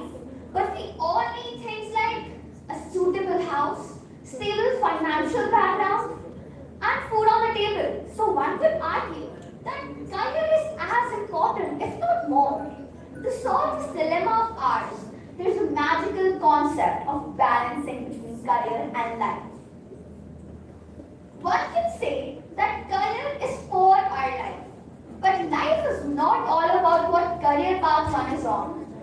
I don't mean that a person following a career is bad, but the notion that you must have a career and that you should pursue a career is wrong, especially if it hinders with your own personal well-being. One could spend an entire lifetime not caring about what they do for a living, but the smarter ones realize that we are going to spend a better chunk of our life practicing that profession. So why not choose a profession that we not just relate to, but the one which makes us happy and does not add on to the stress? To clarify, a whole life does not mean that you're passionate about every single aspect of it, but rather it is about balancing the energy we emit between all the areas of our life. And to have a whole life, it is important to balance all the areas. Balancing between life and career is a delicate art, and achieving this equilibrium is vital because it can help us have overall happiness and a well-rounded development. Striking the right balance allows us to thrive both personally and professionally. Therefore, the step one towards living a balanced life is choosing a career that enhances and complements our life rather than dominating it. We all tend to look at the bigger picture, the broader angle, right? But what about the small things, the trivial things in our day-to-day life that we tend to forget, which are more important? For example, money is important, but in the rat race of acquiring it, don't we forget about spending some quality time with our parents? Career is important, but when we give more importance to career growth and prosperous life goals, do we play with our siblings?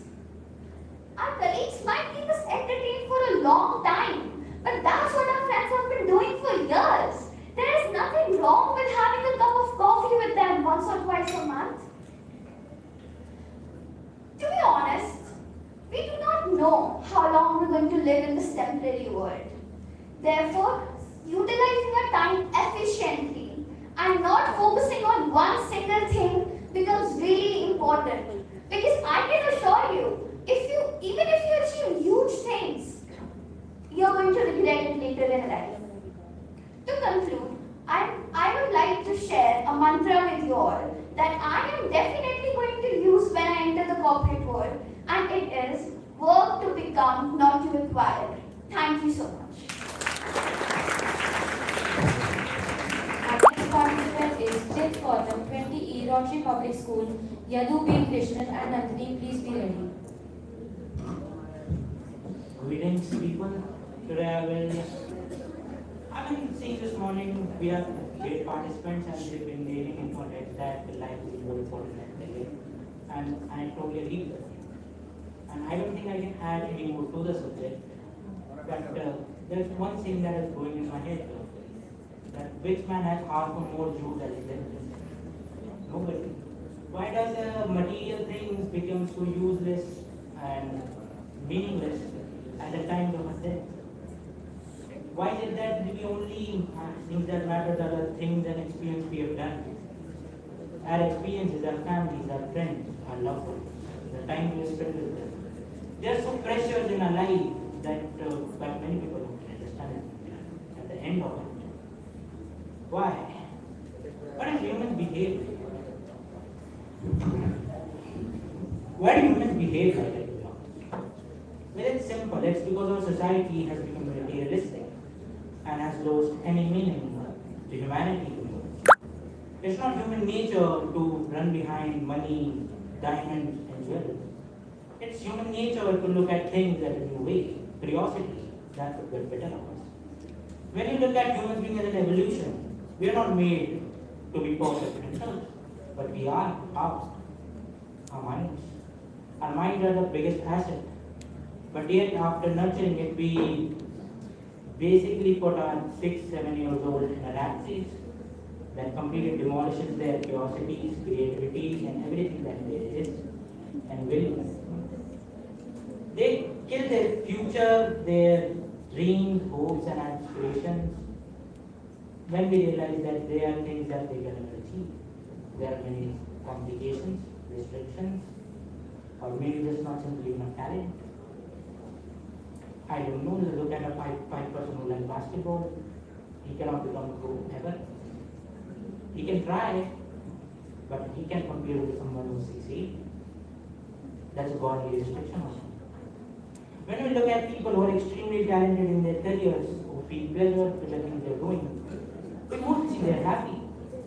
When we go to extremes such as Tony Ferguson saying he feels happy when his forehead is open with wounds, and he feels pleasure whenever he kicks somebody in his shin, that's extremely painful. The stupidity painful actually. But he says that he feels pleasure, he loves the feeling of it. So I think the major aim of human beings should be to find that pleasure, good pleasure that we are finding. Any career that we can do is can earn money and get food. That's the basic premise of it. You can practically do practical labor, manual labor and get food. But that does not mean that you get pleasure. That's basically what we can summarize that human beings can become to. A machine to earn money, and their softwares, or you can say our mental health, just blows off as the time comes on. Why? Because we don't feel any pleasure in it. We just kill ourselves. By one hand, it's nothing more. And when anybody else does, you just kill it by one hand. Majority of the people, be it adults, children here, they can feel this feeling, a feeling of not achieving anything, not achieving what they want to achieve or what they can achieve. Basically, strangling our own throats with our own hands. And we look at things like such as our suicides, it's basically a manifestation of what we've been doing. We've been strangling ourselves emotionally all this time. It's basically when the pressure is upset, we do it practically. I mean, it takes nothing for a person to just jump from a 10-floor building in just 1 second. The next thing you're dead, there is nothing more to it. But in conclusion of all I say is, we know things like some of the good fought 108 battles, numerous scars. That was his career as a military commander. But what was his life? In his personal life, he is a poet, a normal family man, a singer, a musician. Such great personalities such as that can have a second dimension to their life, my friend. You lacking.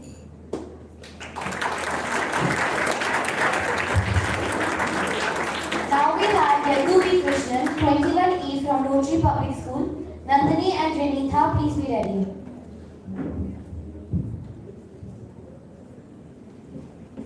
Life is a journey and our career our vehicle. Good morning everyone. Today I, Yadubi Krishnan, I'm going to present the topic life versus career. So, what is life? Well, my take on that is that life is heaven's gift. It's a journey of constant exploration, struggles, surprises, and growth. On the other hand, what is career? Well, I believe that career is a vehicle. A vehicle that helps us to travel on this road of journey of life. And just like how everyone have their preferences for their vehicles, people have preferences for their careers. Sadly to say, however, we often mistaken these two for what they stand for. And it never ends up in a right way. We fall into this pit hole of wants and end up walking in someone else's shoes. Which is not right. Not at all. We are restricting ourselves, our own character. We ignore our needs, and with that we ignore our own life, the gift that God gave us. And guess what we all do with it? We throw it aside. Just like that.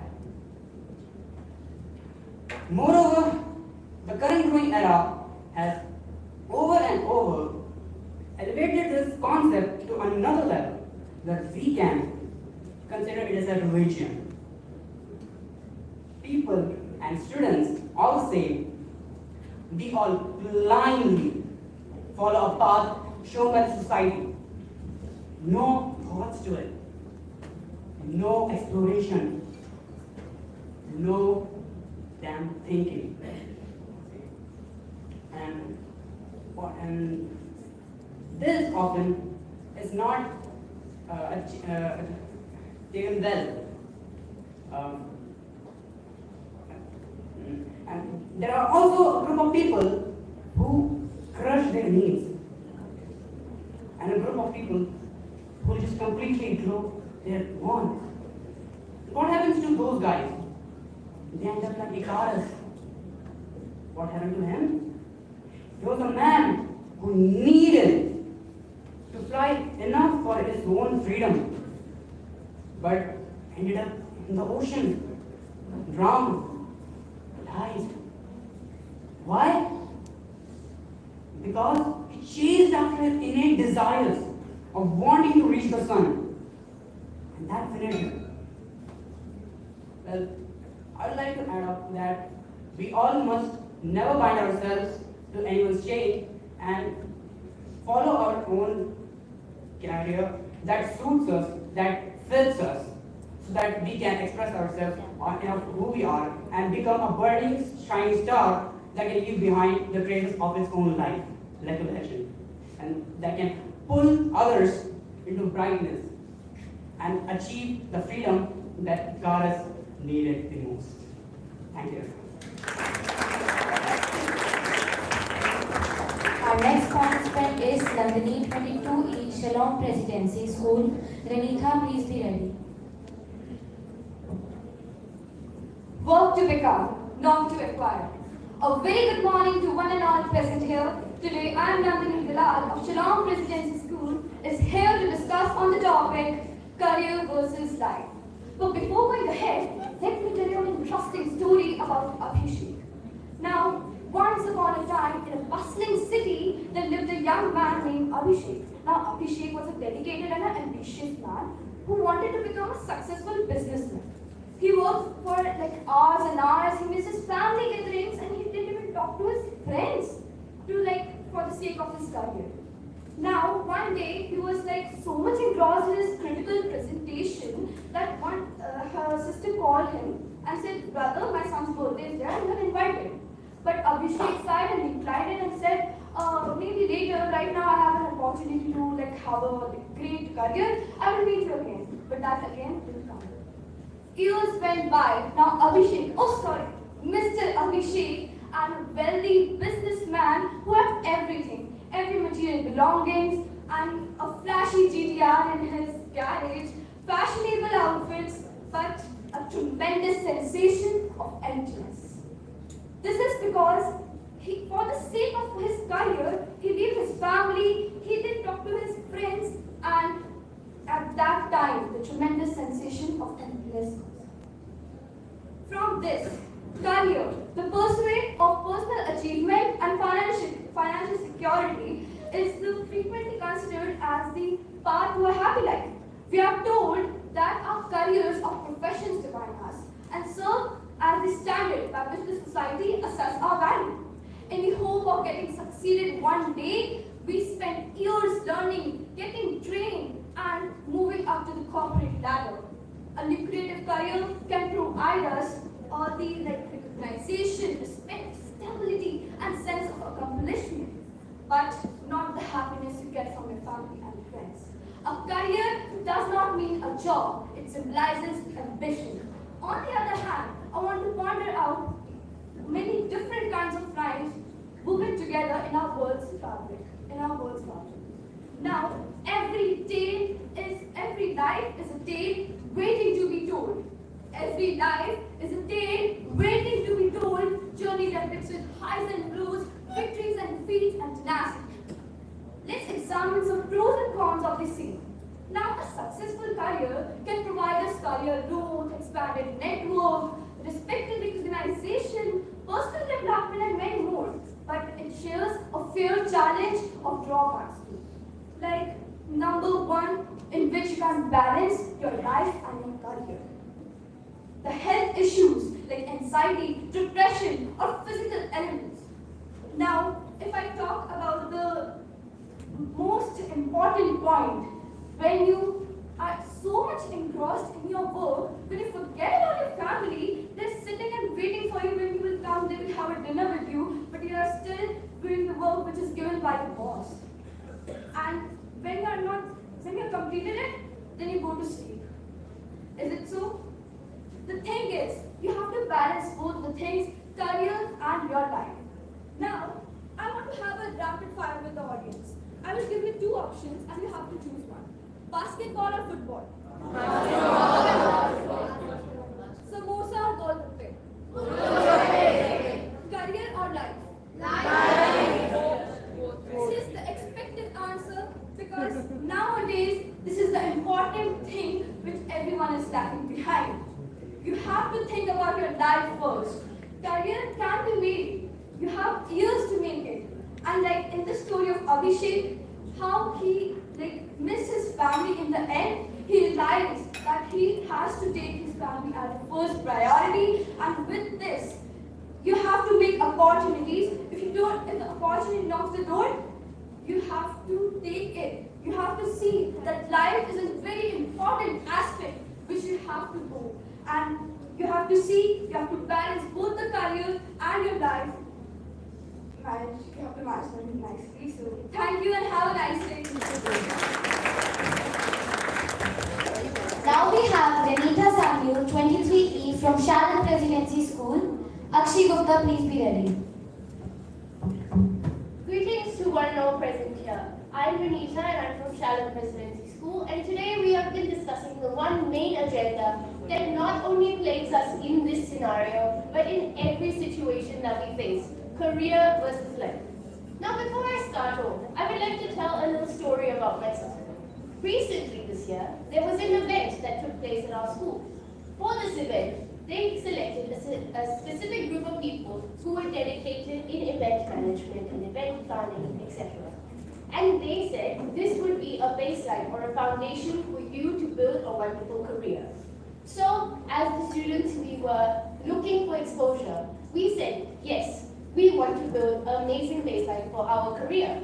So we went in. We started in February. We dedicated endless sleepless nights of us working constantly to get to that one goal on that one day in July where we found out we did it. We hit the aimed amount of participants. We've got the best guests around. But what did we learn from that? Yes, we've learned the basics of building an event. Yes, we learned how to manage your work and your personal life. But along the way, a lot of us lost our minds. There would be endless nights. 2 a.m. in the morning, you'd get a phone call asking for a database. You'd forget to eat meals. You'd spend so much of your time that you would make into playing basketball or making memories with your friends into this event. Now, we can see that it's very evident that career and life run side by side. Everyone has said it. But they are both intricate threads of this one tapestry that we build at the end of our life. All our life, we aim for the same thing, to build a memory and a legacy that everyone will remember. When you are taking your last breath, people will remember you for what you have done in your life, not for your career. Our schools constantly tell us, aim for your career, aim for your career. You do everything, be it from getting your marks and boards, be it selecting your stream, and then going forth, getting into a good college. But all of these tend to help you forget, and they aid you to forget that life is about having fun. Now here's an example, and it's for the audience to pick as well. There are two people.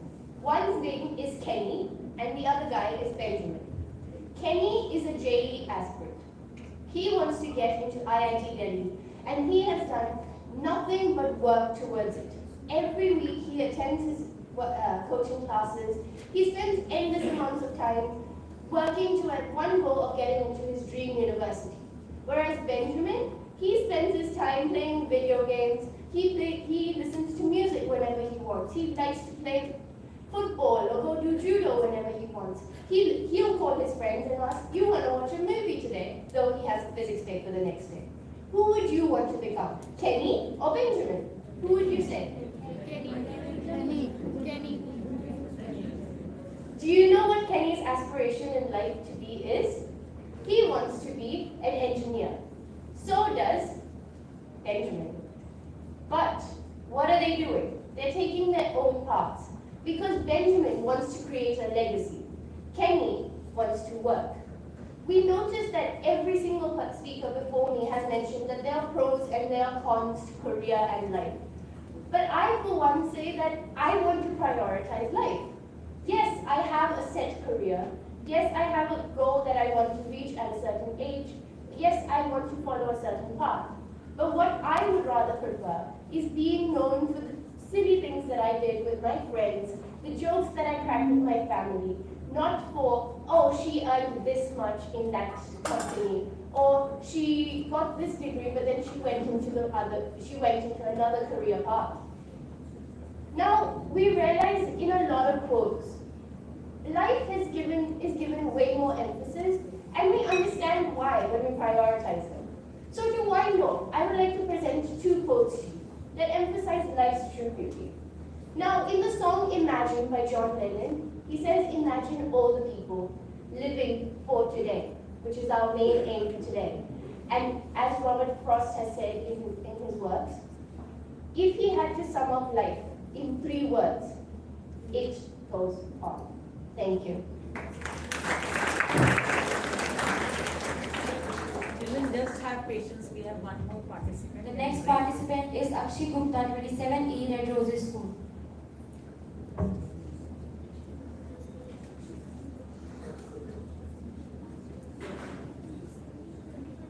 Akshi Gupta from Red Roses.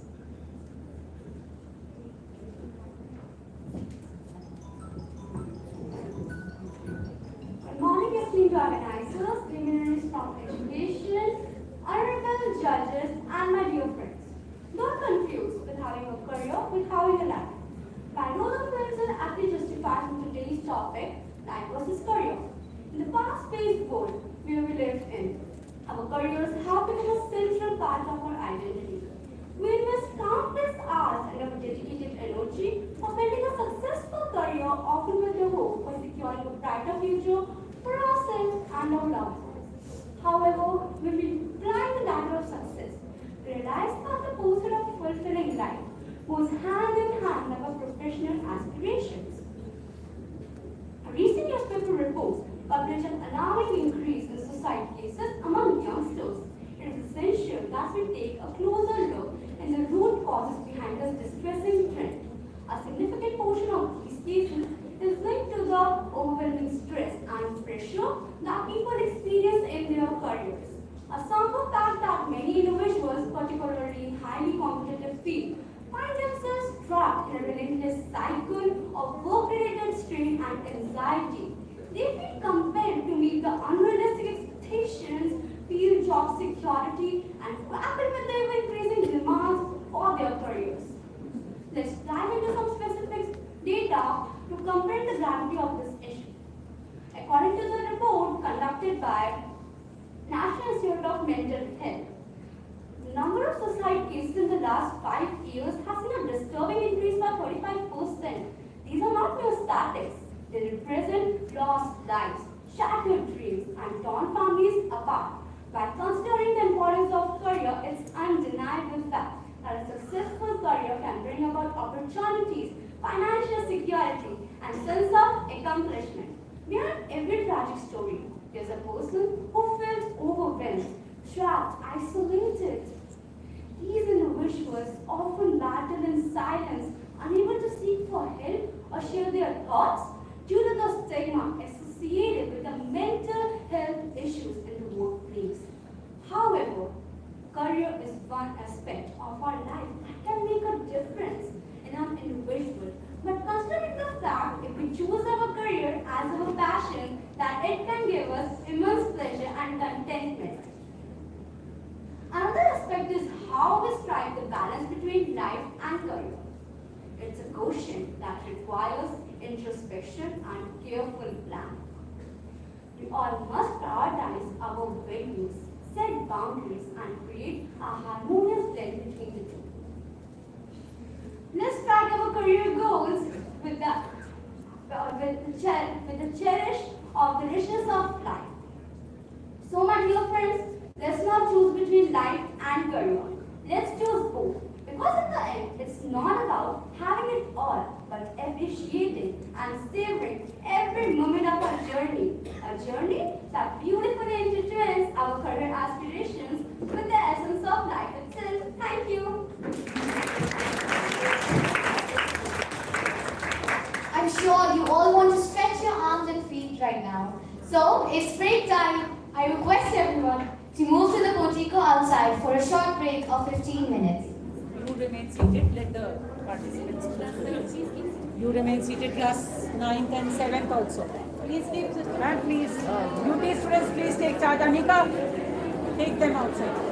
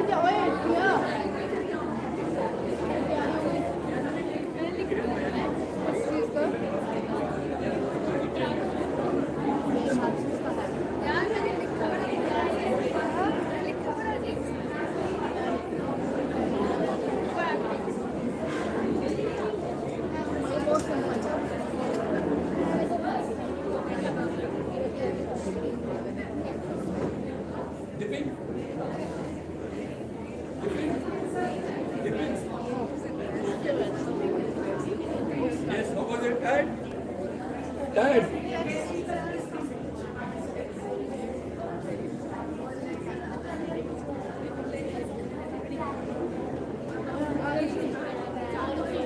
When I wait first, I'll send that side, then you'll wait.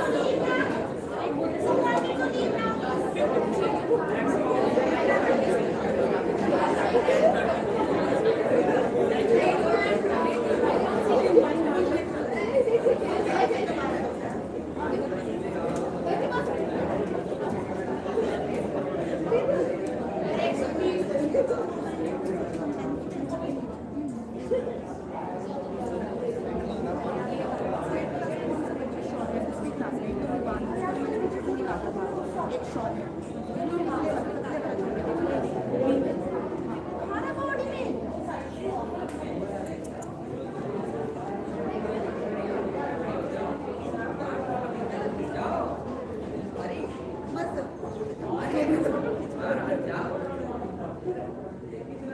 तीनों खड़े हो जाओ।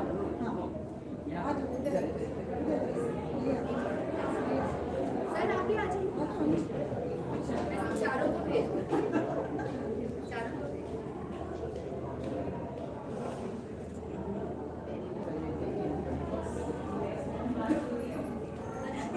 Cancel ma'am ये भी manual dialogue बोलना शुरू कर दिया सर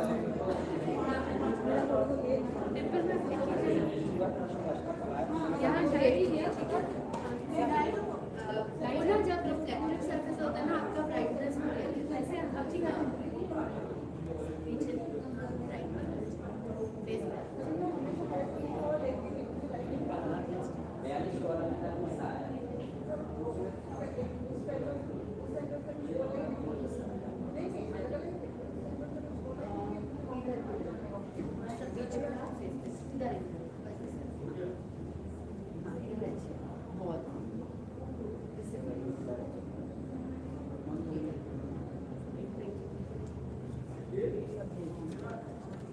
अच्छा अनुज, अब मैं ये चीज़ें तीनों इधर मैं ऊपर जा रही हूँ, तो फिर अब ये या तो लक्ष्य या तो बारी बारी ये खाना खा ले पहले। 15 मिनट का ब्रेक है ना मैम, तो फिर कोई तो ही करेगा, तुम खा के हाँ।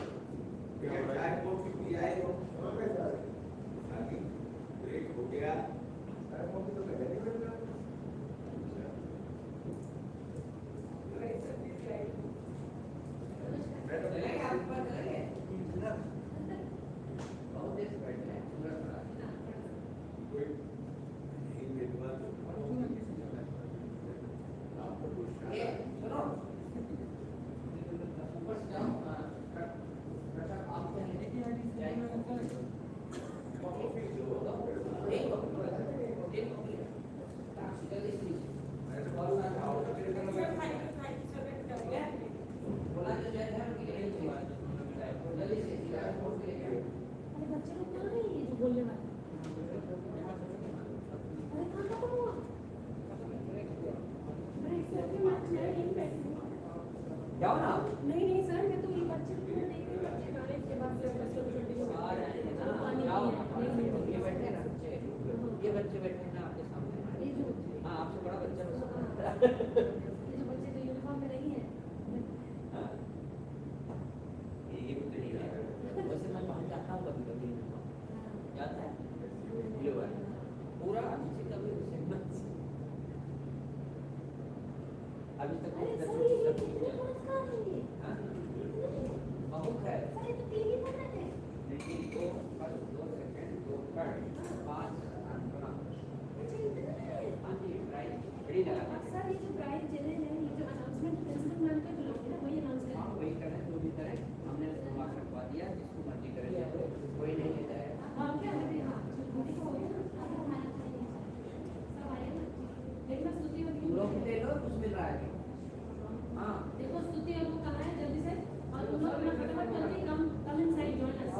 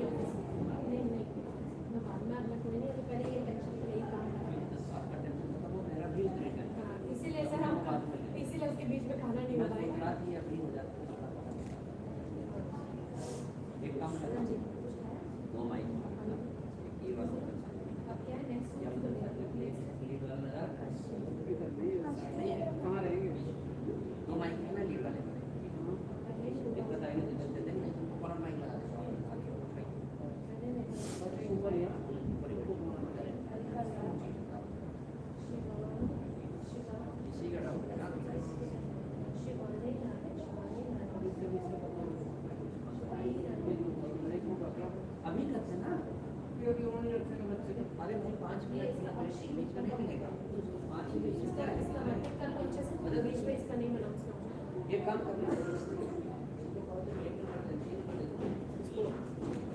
Neha ma'am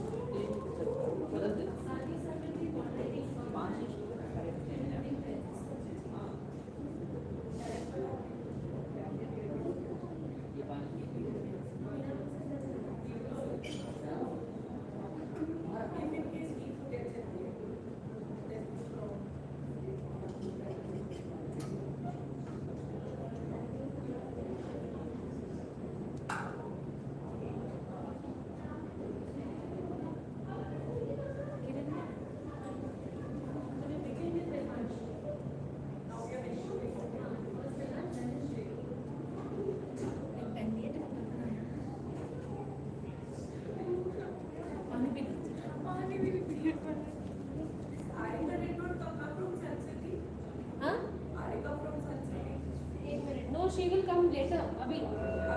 Arika Lal.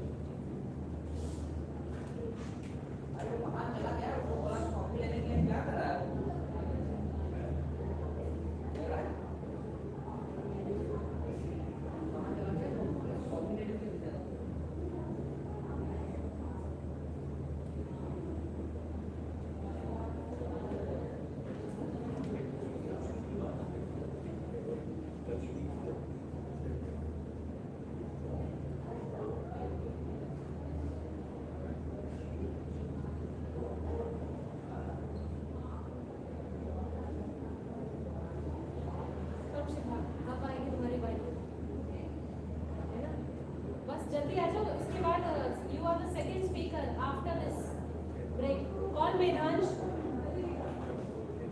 If you can see Vedansh call him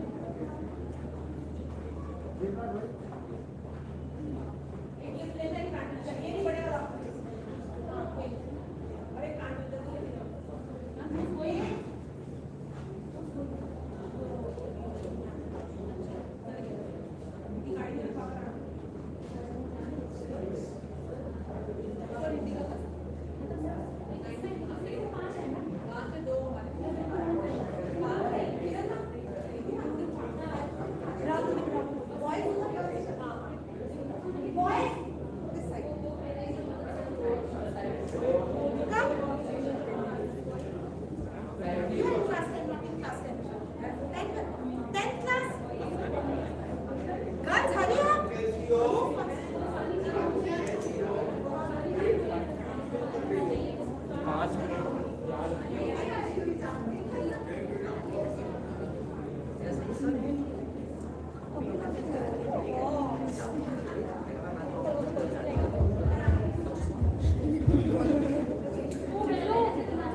Hello, you can't stand. You're not to stand here. Either. Fast. Chalo.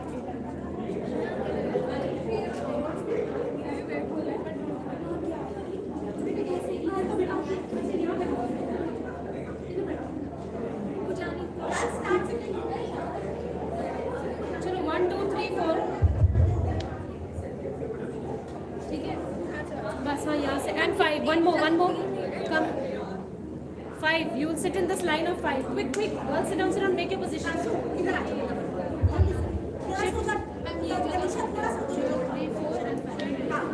बेटा आप यू आफ्टर द निशा तू कैन मूव करो ना बेटा अरे तुम लोग प्लीज बेटा सबने यही आना है यही आना है 2 3 4 5 boys come 10th class boys come this side Aditya 1 2 4 and 5 4 1 2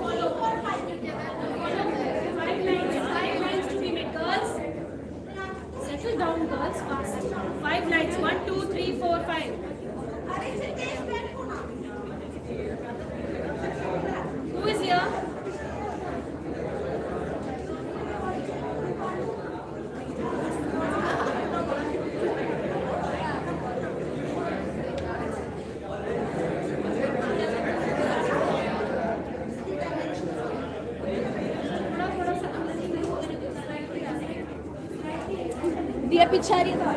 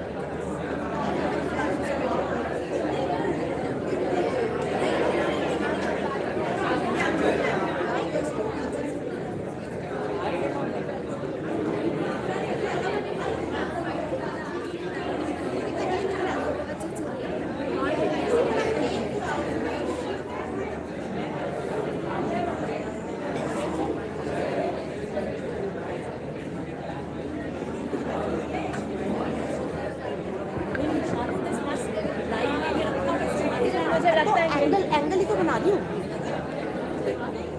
angle इधर होना जरा बैक में जरा नीचे बैक में अब ठीक है ना देखो ठीक है ना डन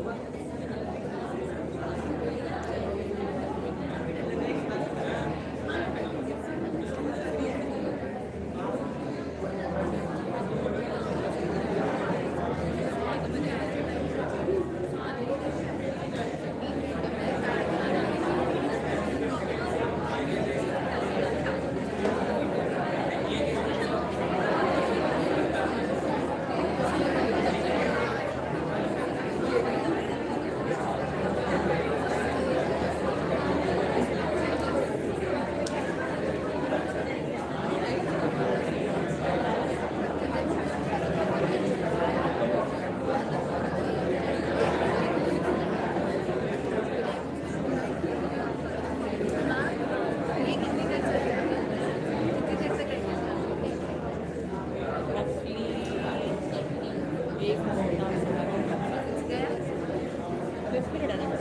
डेफिनेटली गए खाली नहीं जाती आपको पता did you bang your head against the wall somewhere today since morning you are behaving strange and what was the reason or who was the reason You know.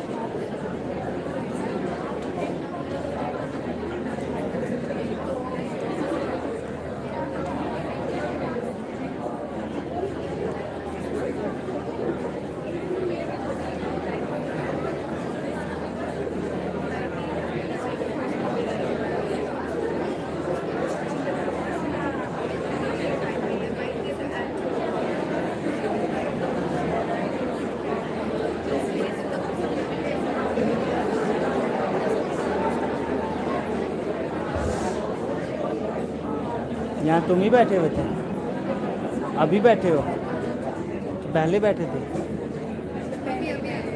अच्छा, तो अब इसको घुमाते रहना, नीचे से घुमाना। जैसे स्पीकर शुरू हो जाता है, बच्चा जैसे स्टेज पे चढ़ेगा बेटा आप पीछे जाओ, आप पीछे चले जाओ।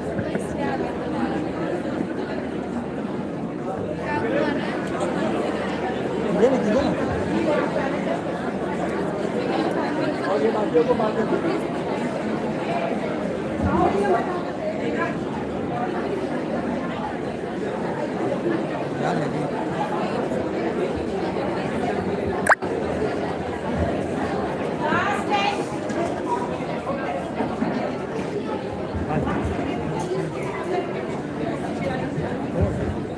Children, please, may we have your attention? Thank you, everyone. Thank you so much for allowing me to our panelists have traveled, they have other engagements. So if you just capture them and help them hostage, that you do the panel discussion, then you go and we'll also ask the flight to wait, but that is not possible. So we are having the panel discussion and the balance of speakers, I'm sure it will be good, we get more time. And judges, please note the change. And we'll quickly have our panelists on. Don't worry, 5 speakers are there now. Even our children have not spoken.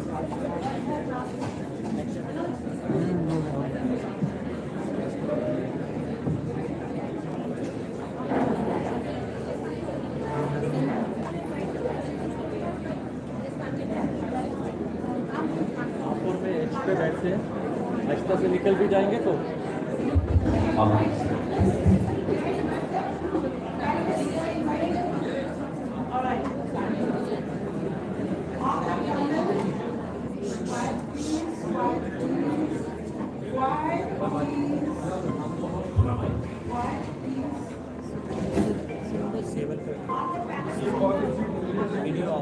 Surendra moderator. Surendra sir. Please come. We would just like to welcome you and let the children see you. Please.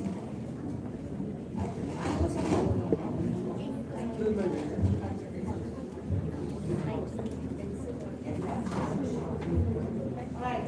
We have Algo, left to right, Anita Makkar ma'am, lecturer and educationist and has worked a lot with CBSE and founder principal of DAV 14.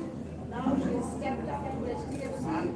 We have Richard sir, my children are very, very familiar with them. And we really impress them with career and counseling and the right person that we've asked for today.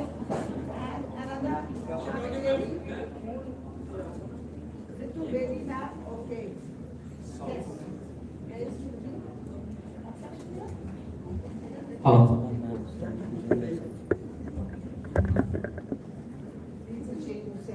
Okay? Can you hear me well? Okay. We have Anita Makkar ma'am, and then we have Richard sir, Ritu Bedi ma'am, she's principal of Red Roses Public School.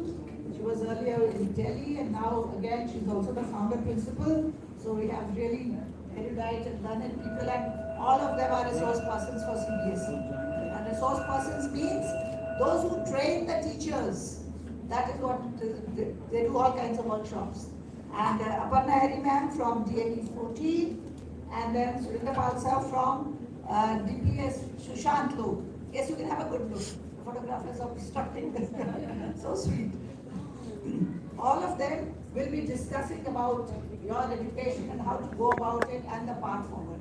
Not only you are learning, we are also learning. Every day, every teacher grows and every child grows. And please pay attention because each word of theirs would be worth emulating, listening, imbibing, absorbing in your life. And of course, we have Madan Sani as our moderator. Madan Sani ji, and I'm sure that you will benefit. Thank you so much for being here. We are looking great to be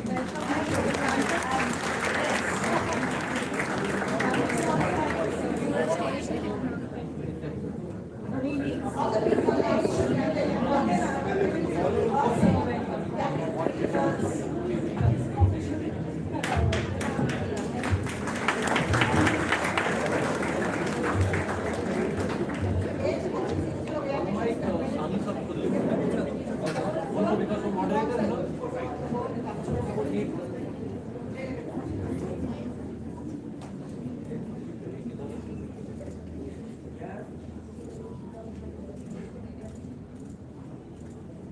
Thank you.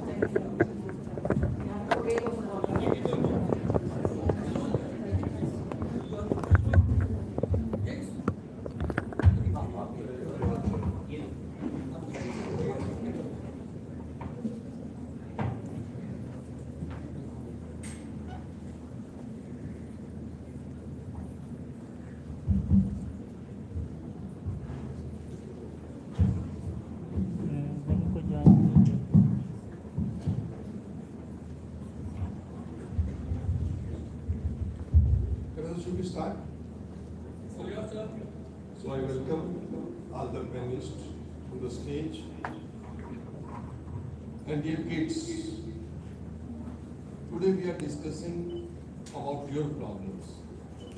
We are discussing that how you should prepare yourself for your life. So if you have any doubt, any question, you can also ask.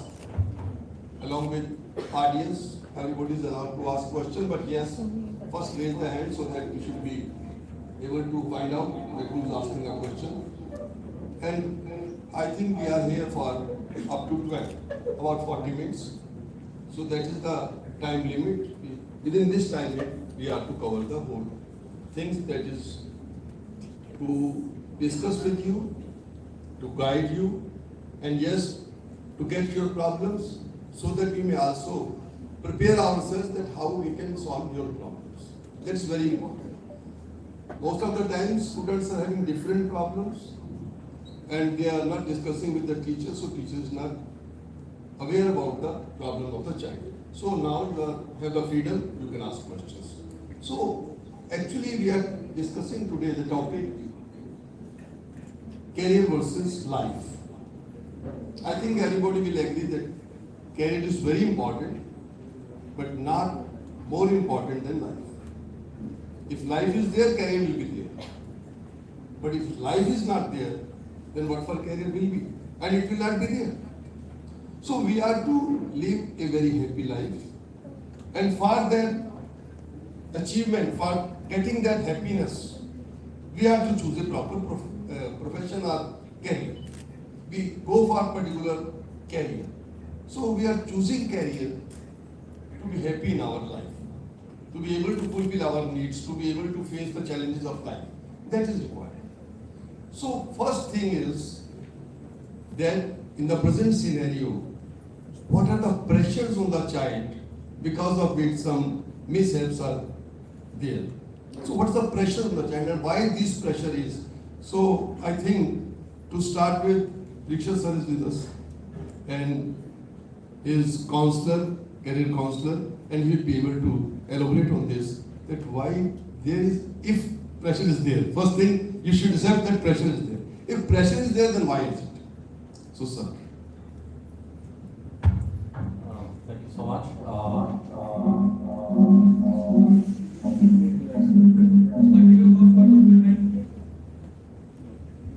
Is this okay?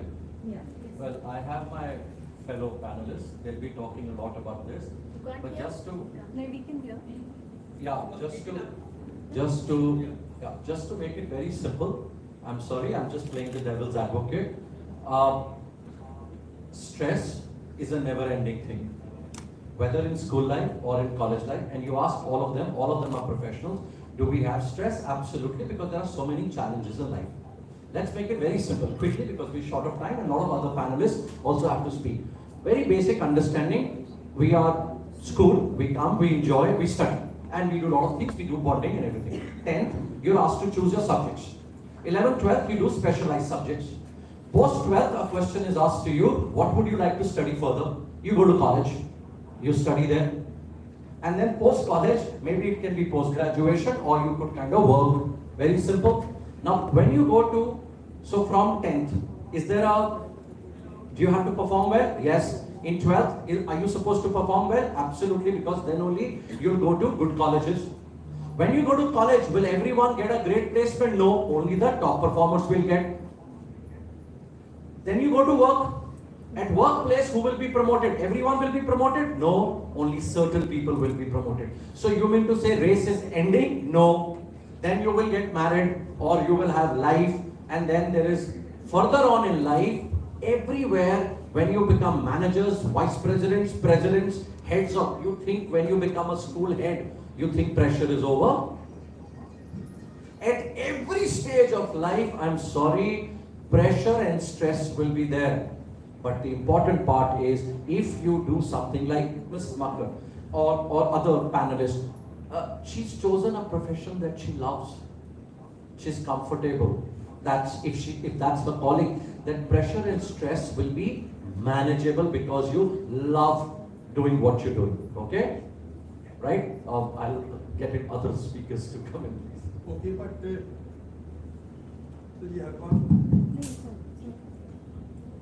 actually, he told that stress is not going to end. At every phase of life, we have to face challenges. बच्चों, तुम कुछ भी बन जाओगे, तो और आगे बढ़ने के लिए तुम्हारे सामने चुनौतियां रहेंगी. You will have to face the challenges. पर challenges को accept करने में I am now putting in a different way.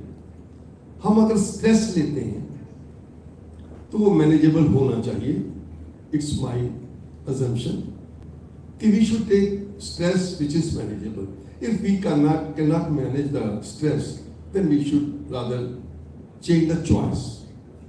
It's my humble submission. We can change the choice. As a student, you have to choose the subjects. You are in science stream, commerce, humanities, or vocational stream, whatever stream is you choose.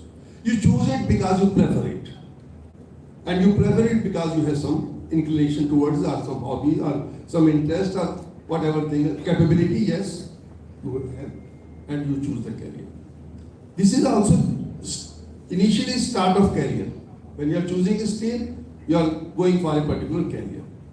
So now my question is that how schools can play a role to enable our students to choose the right subjects and to be able to choose the right career in their future. Yes, if you. Yeah, good morning everyone. Lovely to have beautiful children with us today. Sir, your question about school education. So I'll ask my children sitting here, which is the best time of your life? School life. School life is the best time. All panelists, we are all sitting here. What is our best time of life? School life. So why is this? Why school life is considered so beautiful? आपकी है? This question. If you are enjoying your life, it's okay. Yes or no? Is it okay? See, stress will always be there, as Sir said.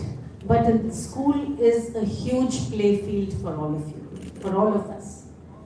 All the opportunities of learning we get in school. I'll give you a small example. Everybody knows about it.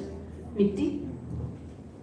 मिट्टी से गमला भी बनता है, कुम्हार के हाथ में आ जाए तो घड़ा भी बनता है, और उसी मिट्टी से मूर्तियां भी बनती हैं. सिमिलरली पत्थर, डायमंड भी बनता है, तराश दिया जाए तो क्या जिन्हें जो डायमंड नहीं बन सकते वो पत्थर काम के नहीं है क्या? हम ये जिस बिल्डिंग के अंदर बैठे हैं, ये कैसे बनेगा अगर पत्थर नहीं होंगे? सड़कें कैसे बनेंगी? So all this training that we are all important is given in the school. It is not given in colleges, it is not given in universities, it is not given in coaching institutes, but it is given to us in the school. And as you all know, CBSE is also coming up with so many initiatives now. Your new NCF is there, that is about experiential learning. It's about competency-based learning. It's about what the child knows rather than what can be put in a child. It's more about it. Now we're talking about 360 degrees holistic report cards. Gone are the days that only your marks, academic marks would be counted. So a lot of variety is there in school education, which is coming your way, which has been there. If you talk about our earlier culture, of course, how was the education given in earlier times? बच्चों को गुरु के साथ भेज दिया जाता था, जंगलों में, खेतों में, खलियानों में. They would be traveling in all villages, fending for themselves, learning life skills. And then they became ashrams, gurukuls, schools. All sorts of experiences are being given to the children in schools. So I think I would say that school education thumbs up. So, Ritu ma'am, today you can say it because you have lived life, 50-55 years, right? Today I can say my students, their school days were very good. These are the kids who are just in the school life. They do not know what lies ahead, right? So you have to, learn from our experience maybe today, but you have to live your own experience. I want to ask one question right now. 11th and 12th? Yes. 10? They know 11th and 12th? I'll just give you one data, one figure. One data. Okay, this is 11th and 12th? Yeah. How many of you have taken sciences? Raise your hand. That is 20%. How many of you have taken commerce? How many of you have taken humanities? So, almost equal, right? I could see the number of students, everybody has raised 5 times, for example. So, in real life, the professions available for science students is not more than 20-25%. Profession available for commerce students not more than 30%. And as all the professions, they have some kind of liberal sciences or humanities. So the first decision we are taking while choosing the subject, we are just taking subjects which are not so relevant in future. This is point number 1. Second point, one question I want to ask you again, what do you want to be in life? This is one question which he asks again and again and again. And you know how I tweak this question? I say, what do you want to do in life? So when I say what do you want to be in life, it means we are limiting ourselves, one destination, the final destination. When we say what do you want to do in life, that is the path, journey. So journey is important, not the destination. So dear kids, very, very important, let us live the life. Career is part of the life. Career is not the destination. Thank you. Sir, I just would like to add one sentence here. So when we are talking of stress, as rightly pointed out by ma'am, it is at every level. So now the stress in classes 10th, 11th and 12th is getting admission in a good institute, isn't it? And what happens in that institute? Say you reach IIT, the toppers of all the schools are going to be there. So your stress is going to be even more. So the point is not stress, the point is how to handle that stress, because it will be in each and every endeavor in our lives. And sir, when you said the role of the schools, here comes the role of the schools to equip our children how to handle these stresses which are going to emerge at different points of life. Okay, so you must be aware now that it is your life, you are to enjoy it. So you should choose those subjects which are of your taste, which enhance your happiness, which give you satisfaction. And career, I think it is far away now. We will be choosing the career after 5 or 6 years. So you have time to think, to rethink, and then to choose someone. But now, madam, the most experienced ma'am, Anita Makkad, is with us. I would like to ask very simple question, but very important. That why schools are important, and that also regular schools are important, because nowadays there are some other schools which are not regular, and you are going for coaching over there. But what is the benefits of a regular school? Good morning to everyone. My dear children, just imagine if you were not in a regular school, what would have been the scenario? पढ़ाई लिखाई गोल, games नहीं. I think children enjoy the most when they have the games period. They enjoy the most when they are with their friends. They enjoy the most when there is an interaction with the teachers. They can ask questions. Now, why regular schools? It's a very pertinent question, especially in today's context. You are in grade 10. Some of you must be hearing that some of your friends are going to dummy schools because they want to get into IITs or NEET. So what do these schools do? Just imagine you are again cooped up in a small 10 by 20 or 20 by 20 room with 50 or 60 children. A teacher comes, gives you assignments, you go back, you just do the assignments, try to crack those questions, but you don't have any support system. Because everyone there is competing. Nobody is collaborating. अब क्या होता है? In the school, you talk to each other, you discuss, there are group discussions, you learn so much from your peers. Life skills, which is in today's time, it is not only your academic score. It is your life skill which is going to give you a happiness in your life. If you do not know how to socially connect, how to share your feelings, you do not know how to negotiate tomorrow, you don't learn these things out of school. From where do you learn? You learn with your friends. You also must have. I know when we were children in your age group, we used to create our own games. Even when at times you did not need any group leader to tell us that these are the rules of the games. We used to make the rules of the games. We used to create our own games. Today you leave 5, 6 or 10 children together. You will make your own game, isn't it? You would enjoy yourself.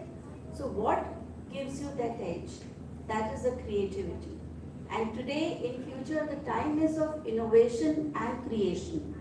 And that can be done when you are confident, when you are not under stress. Today we are talking a lot about stress. We have talked about it. I wouldn't like to deliberate on it because stress को हम बहुत loosely अब बोलने लगे. 3 साल का बच्चा भी कहते मेरे को बहुत stress है. Why? Take it as a challenge. Every generation, every age group would have one or the other challenge. So let us take it, but then very important when you talk about why schools are important, here they learn what is their passion because they are exposed to various subjects, various skills, various activities. There they understand what do they want to do in life, what do they want to choose their career in life because career is also important. You want today you become a businessman or you become an entrepreneur. So see this is schools are the sowing grounds. So here seeds are germinated. यहाँ से बनता है. And when we talk about, you are talking about coaching institutes and dummy schools, let me tell you, when I meet, because my old students are also in their 40s and late 30s, and they are doing so well. I give you an example. One of the students, he met me and he said, ma'am, do you recognize me? I just couldn't because अब तो बड़े हो गए, दाढ़ी वाड़ी आ गई, सब कुछ है.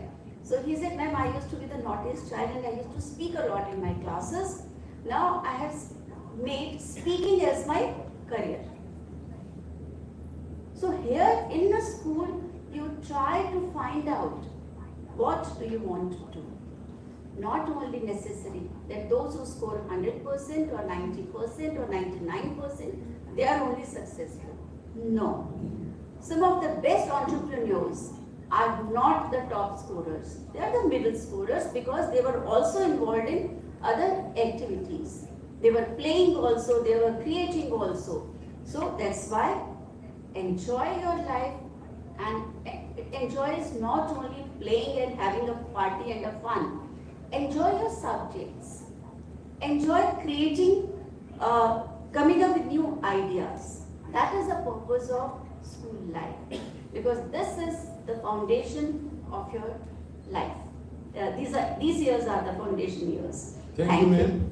And yes, it is very clear that schools provide us an environment for socialization, for learning social values. Rather, all other values are learned only in, yes, teacher sir. If I can just add one thing to what ma'am talked about. Ma'am shared with us how, what are the advantages of kind of being in a school. Let's understand from a higher education perspective. Because I know all of you are, whether you're in 9th, 10th, you will all move to 12th and then move out of 12th.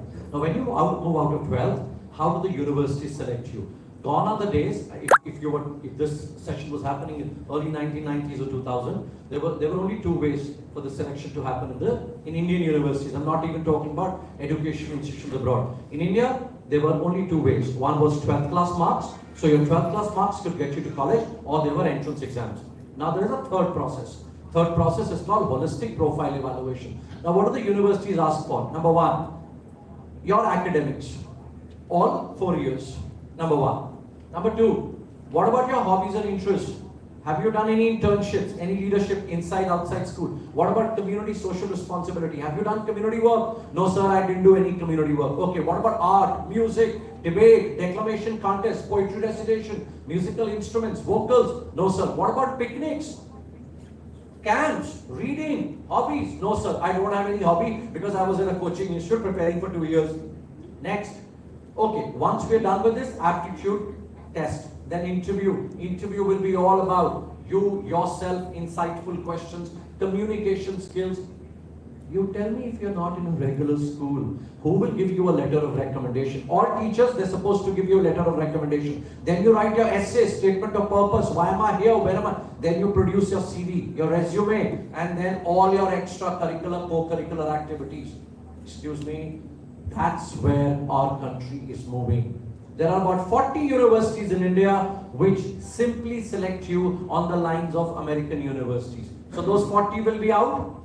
Next, all about liberal education. That's going to be out. And slowly and slowly, the Indian higher education system is moving towards that kind of an evaluation. Very soon, you will also hear central universities, which is the entrance test, CUET, they are discussing, I'm not saying it's final, they are discussing how they can bring in some holistic development or interview possibilities. Because this year, we had a shocker. 22,000 students in CUET scored 100 percentile. That defeats the very purpose why CUET is being brought up. So we will talk about that later. Thank you. Dear students, now if you have any question, because we are discussing your problem that you will likely to face in your future. If you have any question, if you have any suggestion or any idea, you can speak out. If any child from 11th and 12th class wants to share any experience. Yes, why not? One thing is very clear, schools are very important and regular schools are more important. Second thing is that these schools provide us the opportunity to learn moral values, to learn social behavior, and yes, to prepare ourselves to manage the different challenges that we face in our life. What's the question? Who is there? Their views, parents. Okay. Hello. Good morning, everybody.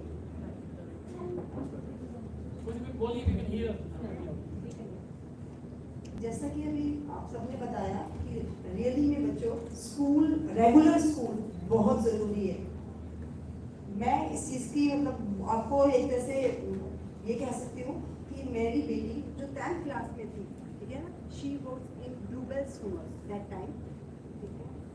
लेकिन अब जब मैंने उसका admission, क्योंकि she scored 98-99%, but मैंने उसका यही देख के कि मम्मा मुझे इंटरेस्ट है साइंस में, I want to go for NEET preparation, तो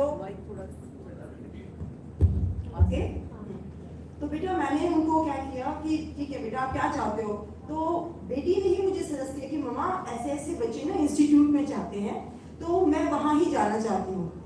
फिर हमने कहा ओके ठीक है, हमने उसका आकाश इंस्टीट्यूट में जो कि साउथ एक्स में है, मैंने वहाँ पे एडमिशन करवाया।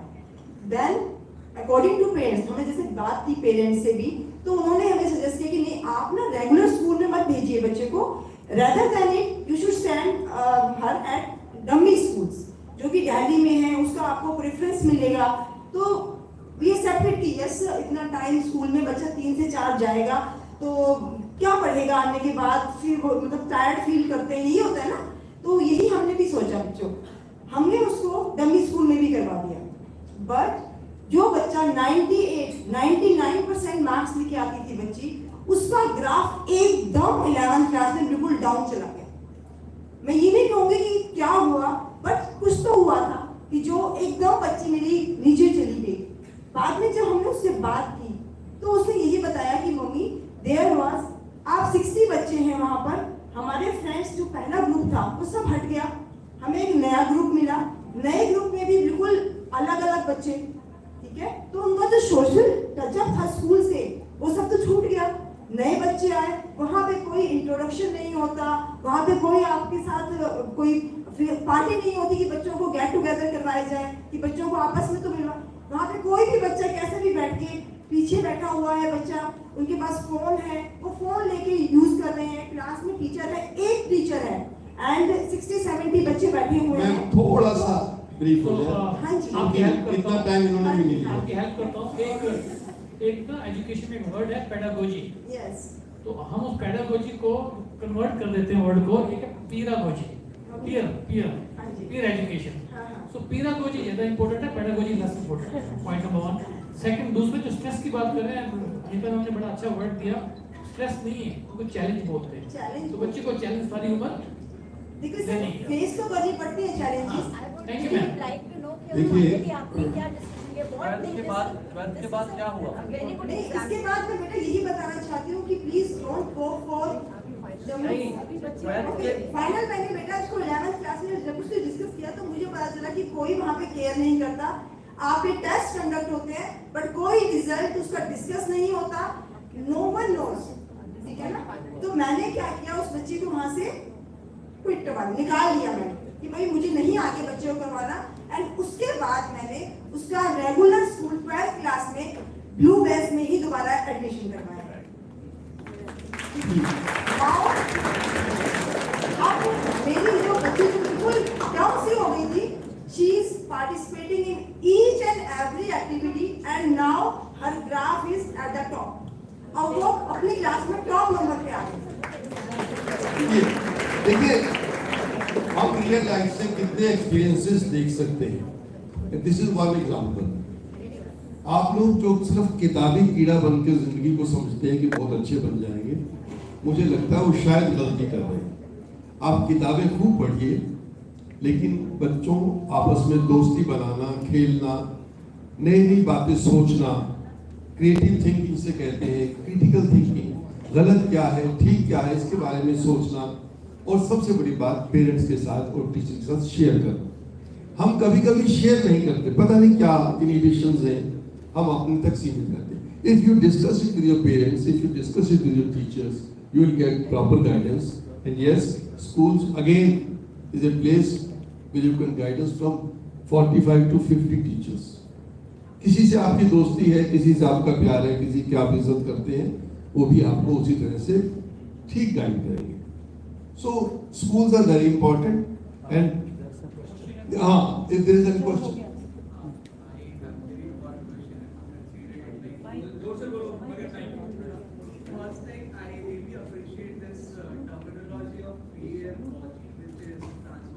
Okay. Another thing, the thing that you are touching now is very crucial, which is बच्चे share किससे करें? So have any one of you watched Aspirant by TPM? So everybody requires Sandeep Bhaiya. And if you have Sandeep Bhaiya, so it becomes, you will be compelled to share your things, right? So I think if you can just light on this strategy, how can I find my Sandeep Bhaiya so that I can share everything before I commit anything which is not required to one thing. And I appreciate all the statements of yours and story of yours because I can connect with all those things. कि कोई student आता है and they are contacting you. So my teacher is sitting here, so I contacted him. And I'm a serial entrepreneur. I've been in learning and development, creating content and inspiration learning, all of those things. But I think this would be very important to understand how can I find wise at the way and comfort shoulders. That would be it. All Okay. questions only. Don't. Very brief question, please. Very brief. No comments. No comments. So dear students, one thing I would like to share with you, that every child is a different child and every child is a unique child. Every child is a unique child. So सब किसी का जो कपिल शर्मा का show देखते हो ना, वो बोलता हाँ जी. You were saying that enjoyment in a particular subject, this is a function mainly which is dependent on the quality of it. This I have.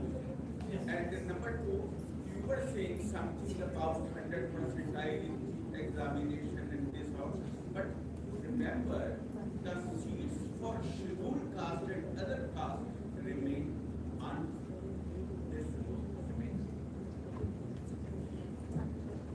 So, any other question? And preferably from children. Learn to ask questions. Yes, that is very important. Any question. मत सोचो कि कोई From participants. Okay, okay, बच्चे. You ask the question.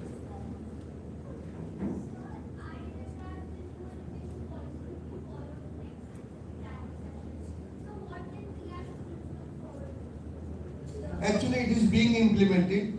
So, part of that has been implemented. But implementation of policy is different thing that relates to with teachers. But you are going to get new opportunities. Yes, flexibility is there.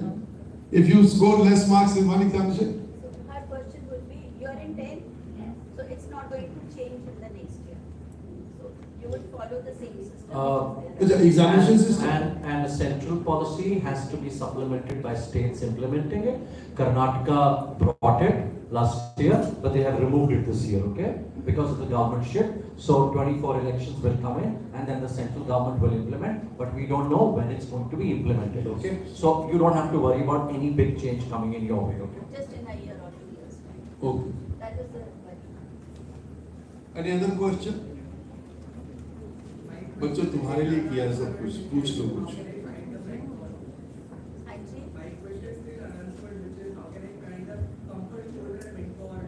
So I'll just say one line. Similarly, just like career guidance, it has to be brought in every school of the country. Similarly, behavioral counseling, emotional well-being, mental health has to be part and parcel of each school, okay?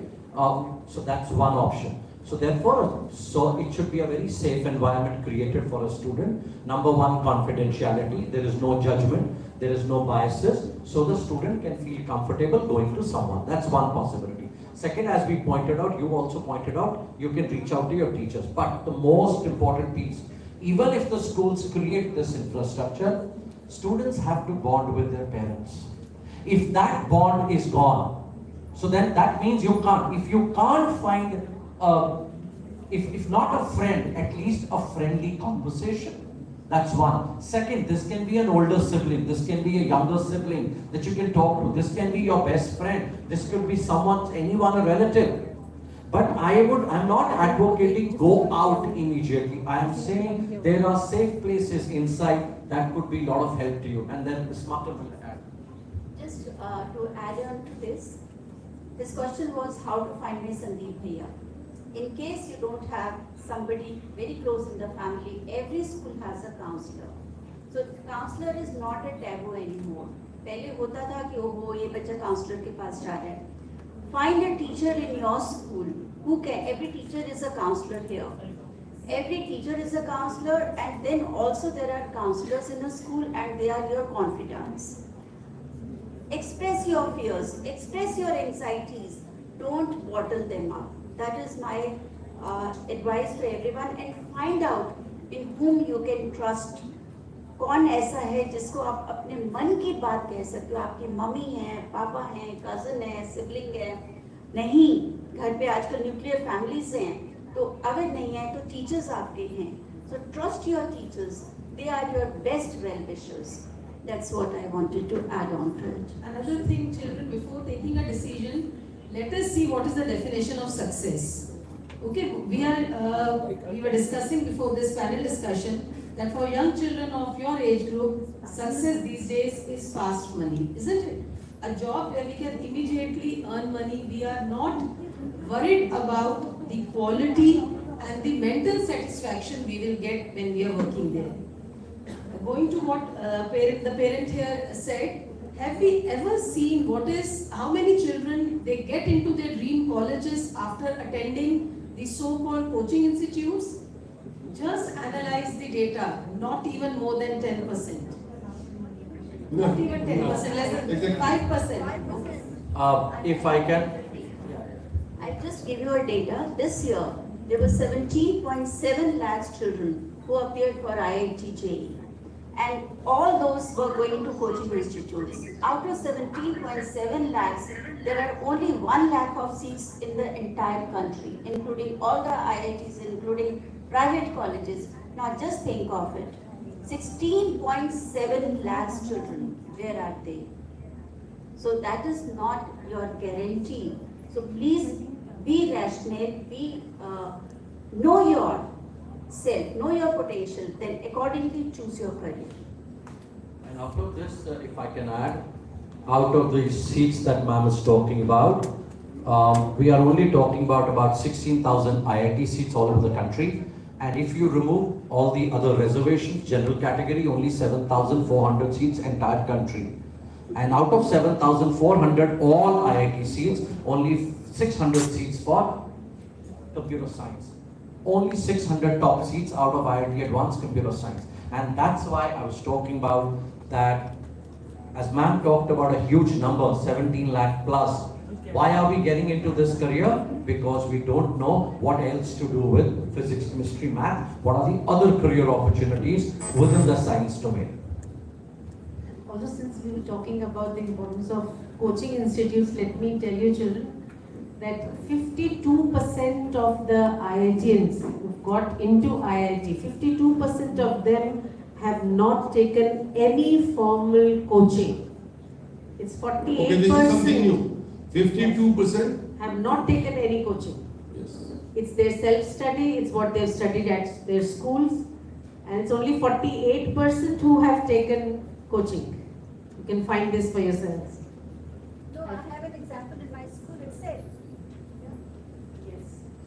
And my So, thought. Any other question? Okay. You just ask. Bete uthi khada.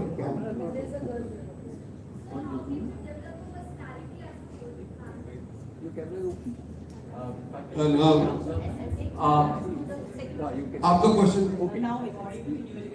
Yeah, immediately you speak. I'll give you a chance. What is that? I'll interrupt, please. We have Dr. Nagpal, the psychologist. He's on the screen. Okay. You can see it in front. You'll be able to see it in the front. Ma'am, you can see it. Yes. Yeah, Dr. Nagpal, you can speak on. Hello. Good afternoon, sir. Good afternoon. Am I audible, sir? Yes. Thank you so much for bearing on this. I can only say heartfelt congratulations for having taken up such a invigorative and timely and crucial theme to be heard from the eyes of the students and of course, the experts and the pedagogical leaders from our national capital in Gurugram. So really thank Pratap Singh Saab to have taken this initiative, and most importantly, congratulations to our adolescent warriors, I would say, who are actually shaping the nation by their own leadership in the background of the NEP 2020. I'm honored to be in the midst of esteemed panelists over here. A very short exposition to the whole idea. There's no doubt that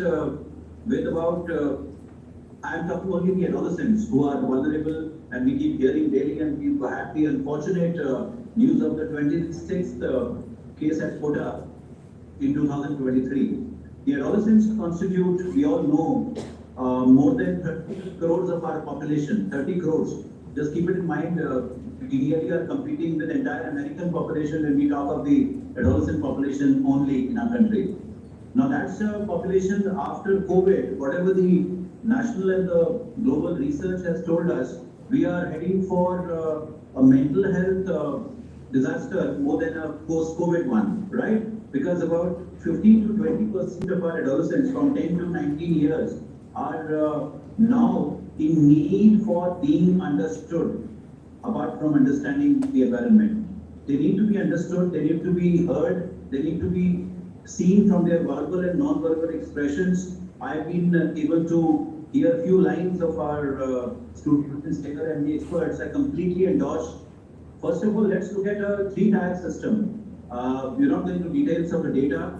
We know very well that we are the highest in suicides in the world at the moment. We are probably the highest in potential of drug abuse happening post-COVID area. And now, because both the substance use, the pressures of academics, and the isolation of communication and conversations at home, the involvement in the social media, and also the lack of emotional validation coming as part of the developmental milestones of adolescence, I think we really need to reach out. We really need to reach out, and schools are the most, I would say, the potent and the most commonly available platforms to bring people together. Even the parents and the non-community around where were not directly involved with the school. That community, the parents, apart from the ecosystem of the school where teachers and students coexist. So if the school can take up as a constantly ongoing dialogue on mental health issues, I'm happy to announce that this year's theme of the National Adolescent Summit by CBSE in December is actually the life skills, mental health and safety of our students across the country. So you all should be participating in that, and I'm sure the recommendations coming from this meeting today will be a very important turning point to even the NCPCR. Today afternoon, I was wanting to share this. There is a very important and crucial meeting by the National Commission of Child Rights on the quota issue. The guidelines are ready. The fundamental basic initiation of conversations and more dialogues from the eyes of the adolescent is most important. So what is happening in the CCA school today is a phenomenon that should happen in every school on a quarterly basis. If that sounds too much, at least on a half-yearly basis. Second, involve parents in this. Third, involve community leaders who are likely to echo the sentiments at the higher level, at the DEO and the DHO levels, so that it involves the district authorities as well as the state authorities. I'm talking about the long-term plan. Short-term is, I know that one counselor or two counselors are not enough. Not because problems are more, let me tell you, because we need to create a happy climate. And for that, every teacher is the best counselor, more than the counselors, right? But the counselors in the school can do a wonderful job by creating that positive mental health climate, by programs, by workshops, by Yuva Sansats, which the CBSE is planning to do. Why not have youth parliaments on mental health, led by the students? Let there be orators, championships on mental health issues led by the students. We know we will be participating in multiple events across the board throughout the year. But the time has come to raise our emotional, social and emotional learning as a platform also. Very rare, very rare. I had the privilege to go to about 5 states in the country for the G20 program, and we met about more than 2,000. May I interrupt Dr. Nagpal? Yesterday you were mentioning about the age factor, the age gap between the competitors for NEET.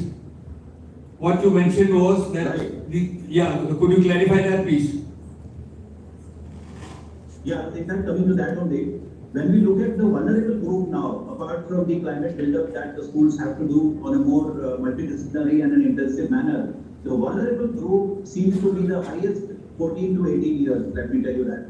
And if you by chance happen to analyze, decode the quota data, if you see the quota data in the last 7 years, more than 115 have happened already, 7 years, and this year is 26.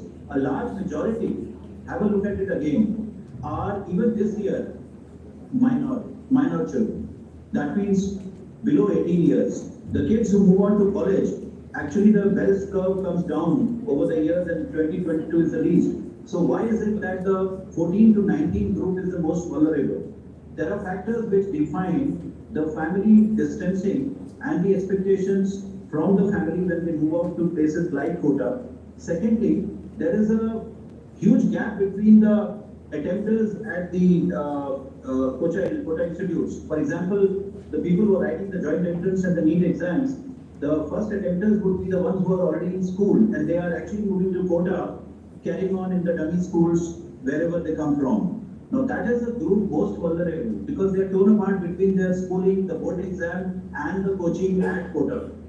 The second category is ones who have probably given 3-4 attempts or 2 attempts. So they are beyond 18-19 years. So the gap between the first attempt and the multiple attempt student at Kota could be as much as 5 to 6 years. So the seniors who are there, they are gatekeeping. They are gatekeeping for the purpose of mental health of the juniors who come there for the first time, right from maybe sometimes at 9th, 10th, which is not acceptable. Why should a 9th, 10th and 11th student be at Kota? Why should the student not be at the school? And what is happening to the school in terms of his board exams? Are these not areas where the emotional milestones of the students are torn apart? And what are the parents doing in terms of pushing the kids to go to Kota or even giving them permission? And thank you, Dr. Nagpal. Totally different. Thank you very much. Thanks a lot, so nice of you. Kindly give him a big hand, please.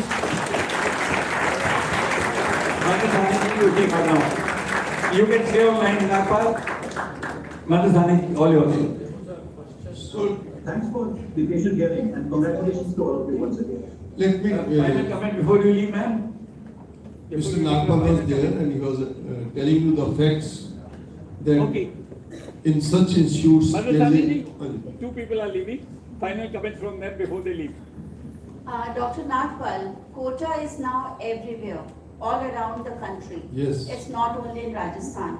So this is, of course, Kota, because children have to understand that this is the difference between a coaching institute, a school, and the board examinations. Now, my request also to you is to sensitize since you are in that committee, it's very important. The schools have their regulations.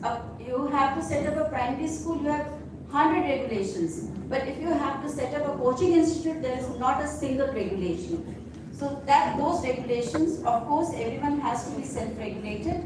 But I would request you to ensure that there are certain regulations for them also. Thank you. Well taken, very well. Thank you, ma'am. And if any other question, yes, we will take that question. But the phenomena of involving communication with the youngsters at a wonderful point of career changing, as well as changing out their relationships and their. Quiet, please. Quiet, listen. So much personal responsibility of the family. And family reach out if possible to the school apart from community work. We'll certainly keep that in mind, ma'am, and I'm sure today afternoon meeting I'll love to go to your question as well as the certain pointers which have been raised here. We are having the meeting with the National Commission. Thank you. Thank you, sir. So I think I can just share a couple of things. The young girl there asked, how do we build our personality, okay? Yeah, I'm answering your question. So we come to school, you go whichever school you go to. There's one part that has to be study your subjects. Okay? Studying your subjects not just from rote learning and one day writing the exam to get marks. No, that's not study. Study, like for example, something like, say you study economics or math, okay? Then I'm not only studying my books, I'm also trying to study economists, okay? What Gurugram Rajan talked about. Then maybe taking part in an economics competition, then a startup competition, then doing some online certification. It's investment in that subject, some depth. Why? Because of depth, you get to know, do you want to take this subject at the highest level? Okay? Next, Next is some part of the day has to be in activities in school. Now, whatever activities that you like. So it can be sports, it can be other activities in the school. Now that's shaping up your communication skills. It's taking the fear of stage fright. It's also kind of, helping you bond with people. You're also experiencing your personality. It's an evolution, right? Plus then you go home. There is some part of the day that has to be, whether you're bonding with a pet or you're bonding with your brother, sister, or you're bonding with your family, and you're lucky if you have grandparents at home. Okay? Oh my God, you're the luckiest. So some part of bonding, communication. Why? Because you and I cannot stay in vacuum. So that's important. And then there'll be certain things. My request to all you young ones, you have no idea. You are, I will call you, you're the entitled ones. I mean, imagine you're listening to all of us, you say, there are millions of people or young students who don't even have food to take or. So if you can take part in some community service projects, it's a part of giving. Okay? So all this is great. And all these hobbies, maybe you find a career in any of these hobbies. If you don't find a career, this could be a passport to a college. If nothing else, it's a sense of well-being. All the best. Thank you.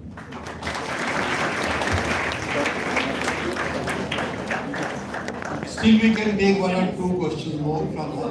But पूछिए आप पूछिए मैं एक छोटा सा case study small case study बच्चों को जरा एक मिनट सुन लो क्या कहना चाहते हैं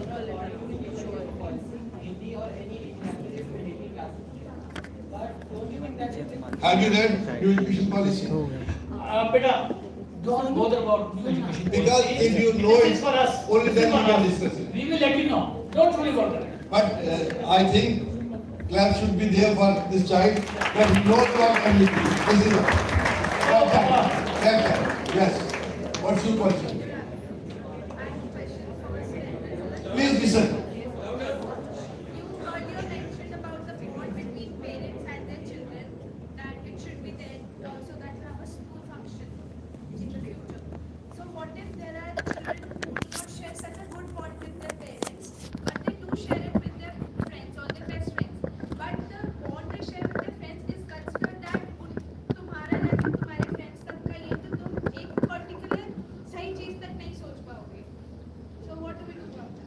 So, very good question, I must tell you. Yes, but you know, this is तालियां बज जाएंगी. Yes.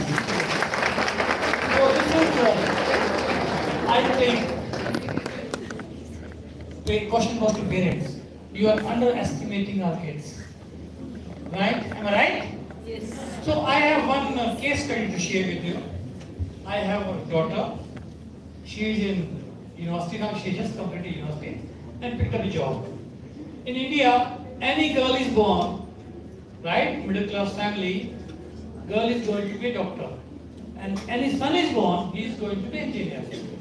My daughter also saying same thing from her childhood. I am going to be a doctor. You know why? Because everybody in my family are saying, Navya is the name, Navya is going to be a doctor. So what did I do? Because I am the principal of the school and she was a student also, I have something called internship program. So whosoever is interested to become doctor, out of how many are interested to be doctor?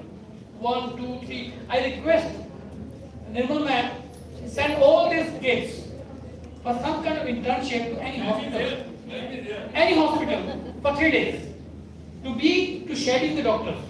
So I sent my doctor to Shelby Hospital in Ahmedabad along with a group of 30 students who all wanted to be a doctor.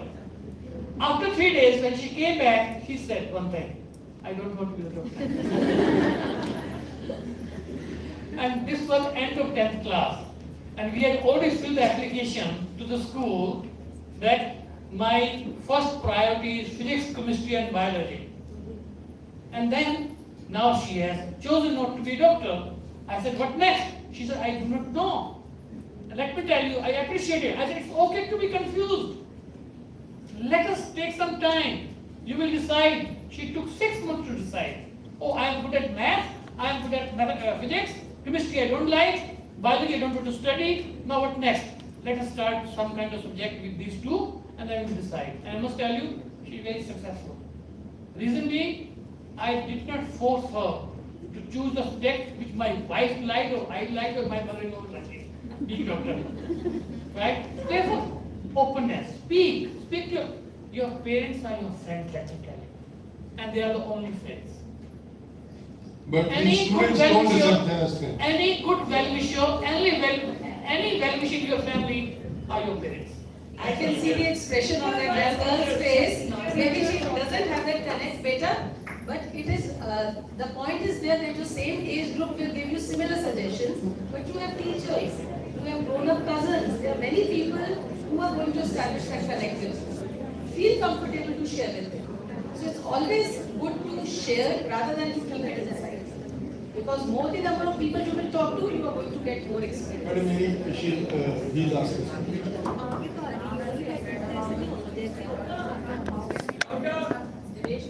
Yes. How can we convince our parents to not send us to the coaching center? Okay, better. So I will answer that like Surendra sir shared his example. I also have a similar example. There has to be some guidance. Person who is going to guide you regarding competitive exam. But I have an opposite experience in my school.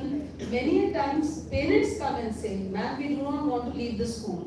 But my child says, I cannot manage the pressure, stress, the word that which we have been talking about. So it is not stress, it's a challenge. And believe you me, your hard work is the most important thing. If you are focused, nobody can stop it. There have been a number of examples, case studies, where children not going to coaching center, managing their studies on their own, along with performing in the number of activities in the school, have done well. Well, again, like I said, what is the definition of success? Means they have got admission in the college of their choice. So there is no hard and fast correlation that going to coaching will increase your chances. There are examples where without coaching also, a parent came and met me last week, sir. The younger child has done 12th last year, but the elder daughter is in Rohtak Medical College from our school only, and he came and said, ma'am, my daughter did not attend coaching for even a single day. So your motivation is very important, children. You have a number of platforms available these days, online also, and a number of other places which can guide you. But you have to be clear and you have to be focused. We have to move away from the distractions. So if you attend an online class and from that online class you move to online gaming, then who is going to be responsible for that? So that social media, that has to be, that focus has to come from within. I think there are so many problems with the kids. Yes, bete. फिर हम खत्म करेंगे last question. Good afternoon, ma'am. The society we live in is a biased society where science students are considered to be smart. How do we get on top of that too? Before ma'am answers, let me just give a statement that ma'am can take up. What do people do after BTech majority? MBA. So what is that field? That is commerce. So remember that. You are going to IITs, you are doing engineering BTech, but you feel your education is incomplete till the time you don't do MBA. So that is just a misnomer. It's not necessary that all the time you are smart because of science. Yes. Most of the IAS are from humanities. Yes. Political science and public administration. Most of the time. IAS officers, IPS officers. Why to be crazy about this science? Yes, science is also important, but you must have taste for that. You must have interest. It's very important to know what you are good at, and you have to make that everybody convinced about who you are, what you want to do. We just had this beautiful example of this parent, and today I am sure there are a lot of parents here. I would certainly like to address them on the basis of what ma'am has just shared with all of us, that along with children, even parents need to take that risk. That's very important. And also they need to know that saving the child is more important rather than saving that money that must have gone into that 2 years coaching, but you decided to withdraw your child from there and let her do what she wanted to do. So you all have to have your convictions. If you are not convinced about what you want to do, you'll remain like that, because there is no such thing about doctors. And see, in our country now we have a lot of doctors and engineers. We are exporting maximum number of doctors and engineers to the world, but we do not have writers. We do not have poets. We do not have orators. We do not have good leaders. So I'm sure you are all in making.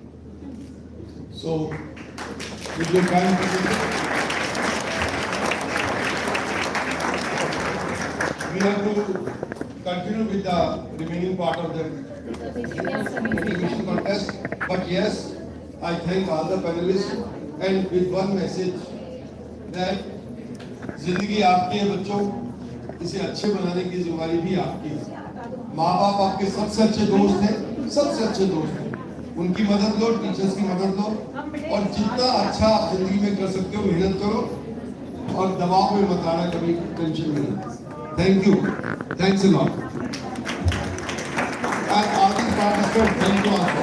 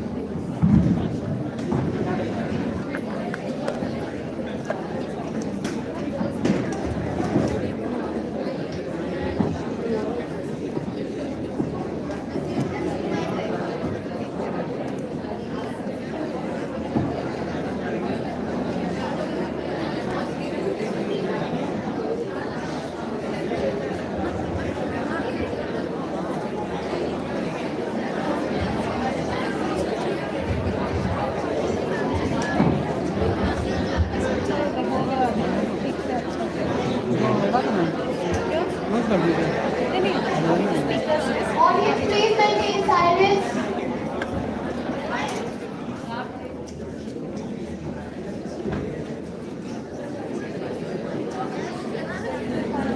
Now we will continue with the declamation contest.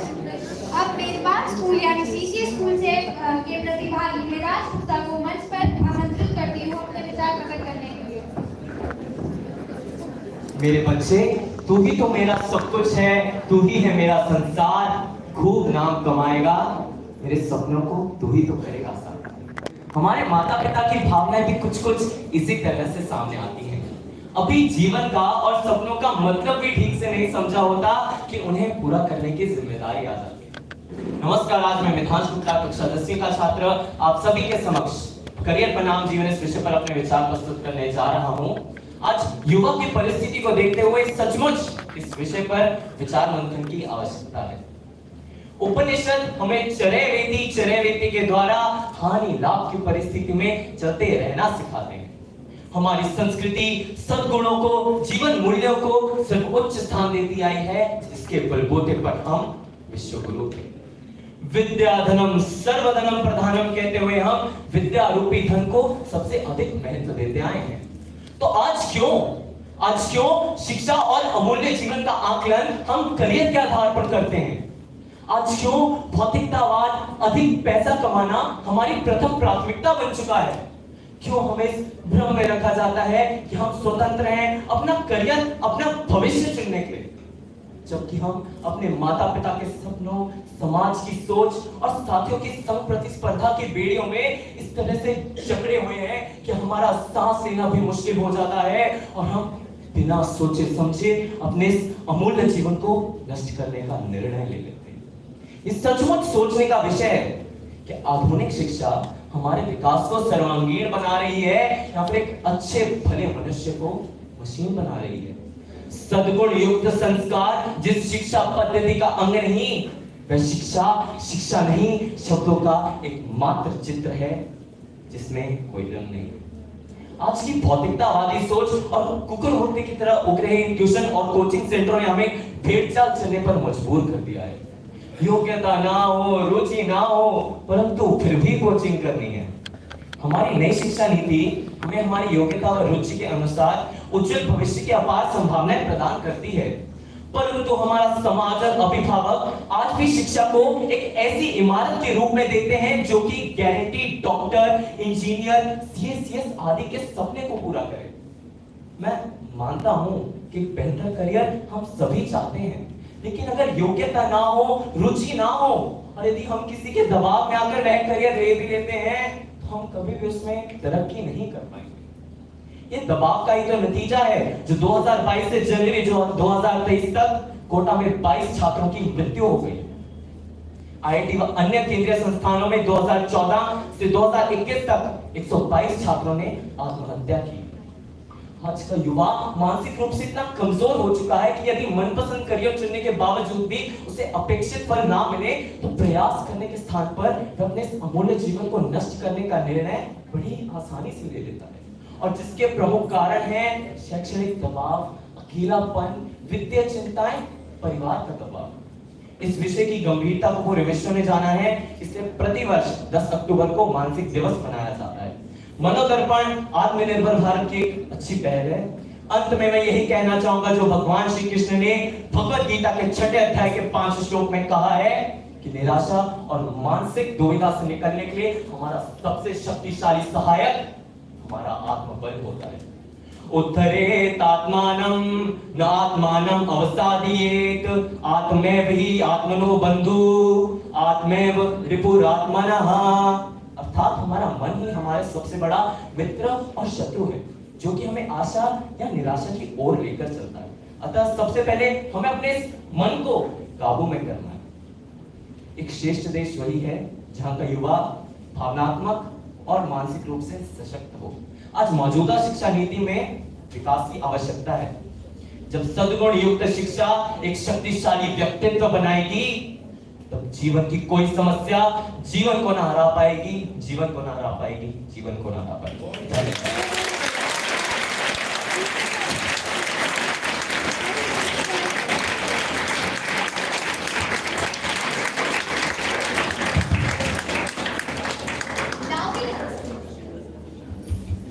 Now we have Shifa Iqbal, 14E from CCA school.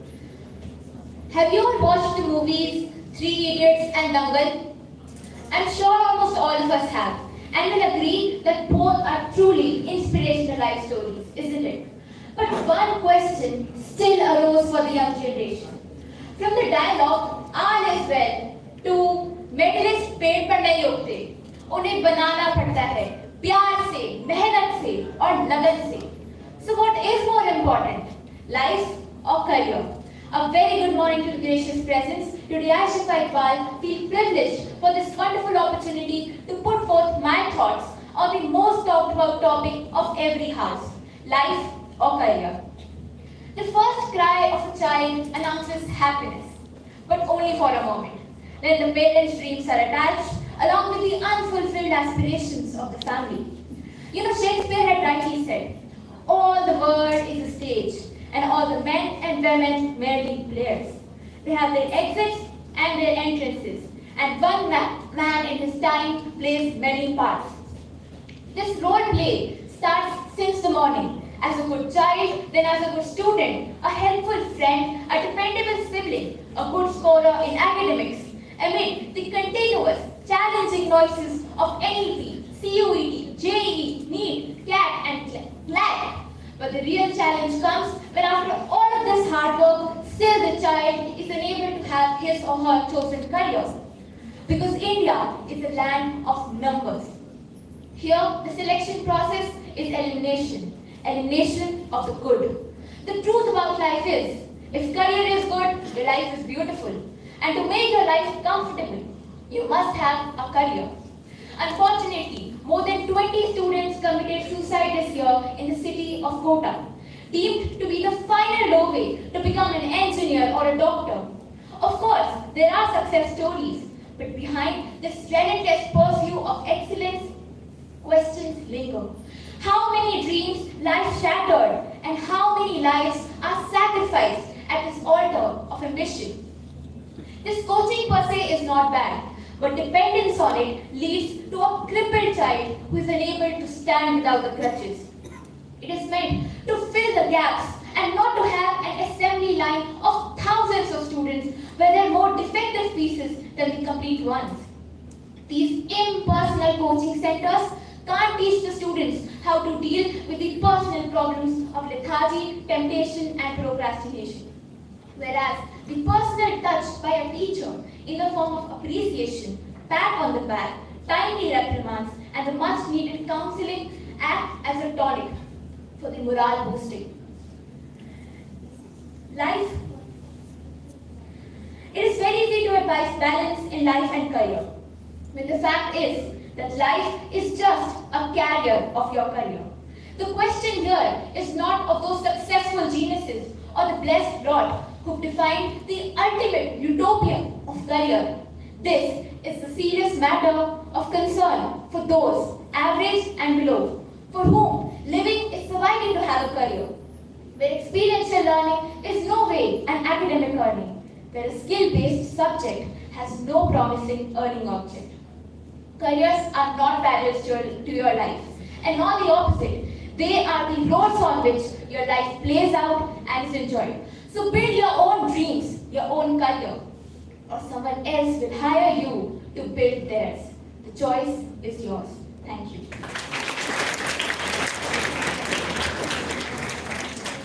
Now we have Arika Lal, 25E from Sun City School, Sector 54. Ladies and gentlemen, esteemed judges, fellow participants and respected teachers, today I, Arika Lal of Sun City School, stand before you to delve into a topic that has been a subject of great debate and contemplation in our lives. The perpetual tug of war between our career aspirations and our personal lives. It's a struggle that many of us have faced, and one that continues to shape our decisions and priorities. Is it our careers that define us, or is it the richness of our personal lives that truly matter?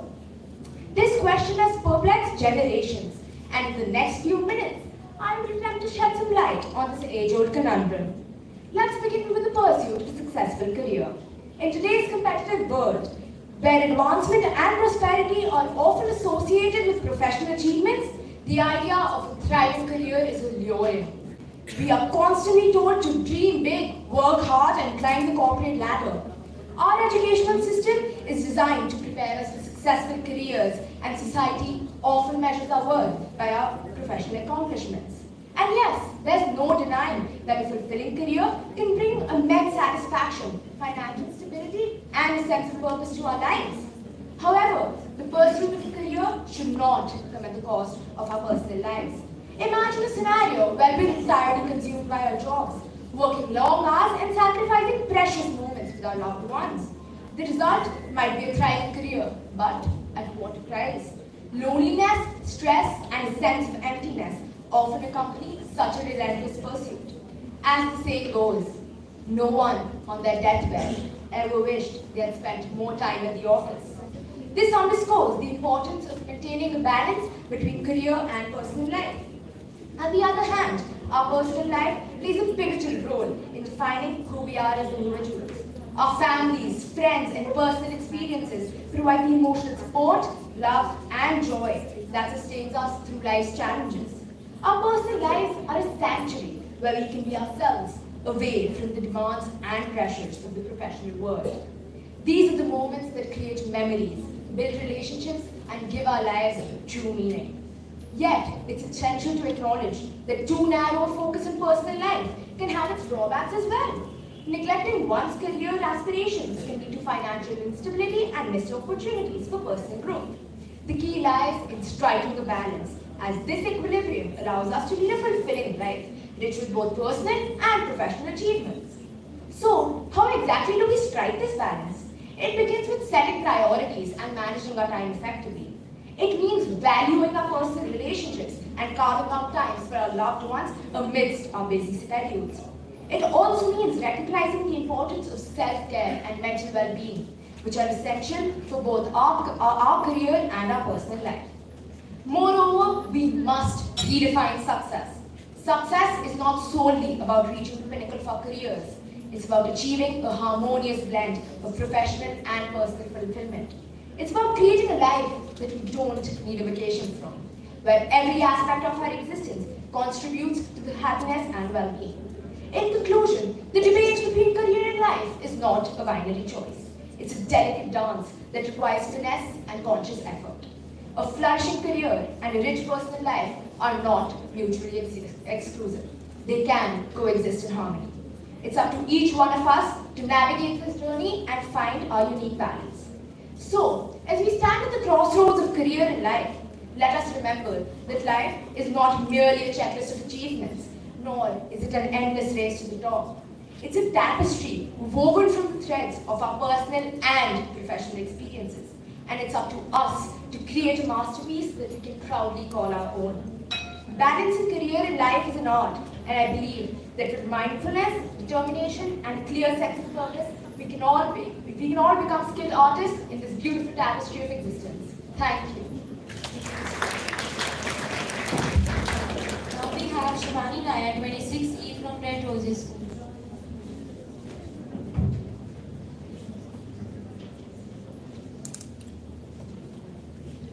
Esteemed organizers, luminaries from education, honorable judges, respected mentors and my dear friends. Charles Hamday says, competition is healthy, but there is more to life than just winning, or we should all be losers. Is this a vision of a healthy and happy life? From where we stand today, the pursuit of a successful career has become the ultimate goal for many, often at the cost of a meaningful and fulfilling life. As the main stakeholder, the protagonist beneficiary, and sometimes the sad victim, standing at confusing crossroads. Before you, I invite you to ponder over this pressing issue that confronts us, the battle between living versus career. In a fast-paced world, younger minds are constantly bombarded with the thought that their worth is intrinsically tied to their employability. The pressure to excel academically, to secure a lucrative job, and to maintain an impeccable social image has reached unprecedented levels. But at what cost?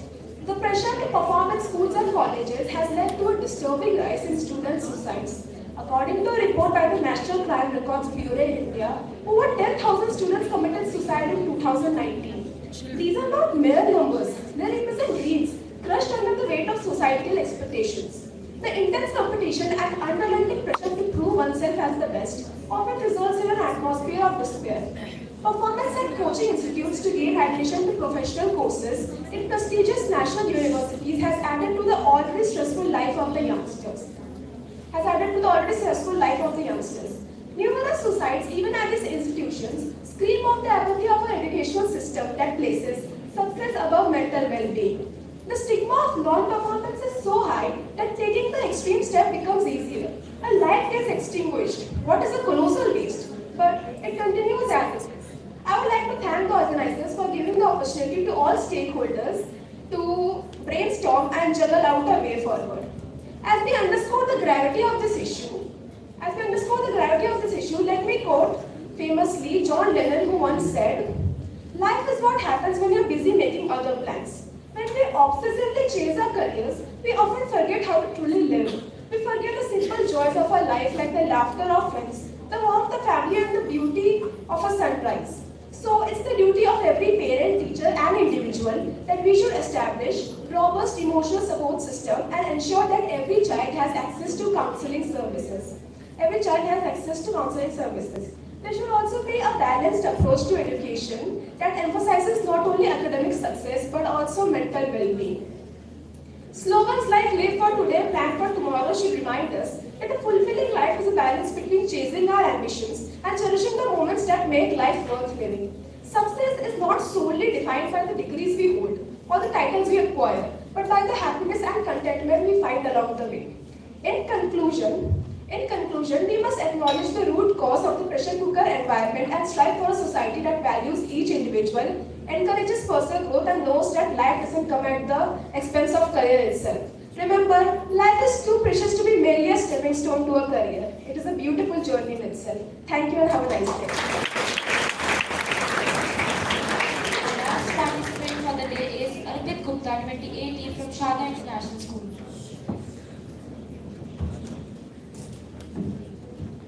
Respected jury and my dear friends, kindly look at me. Do I look happy or stressed? Let me tell you. I am a student of class 10 and I belong to an average middle class family.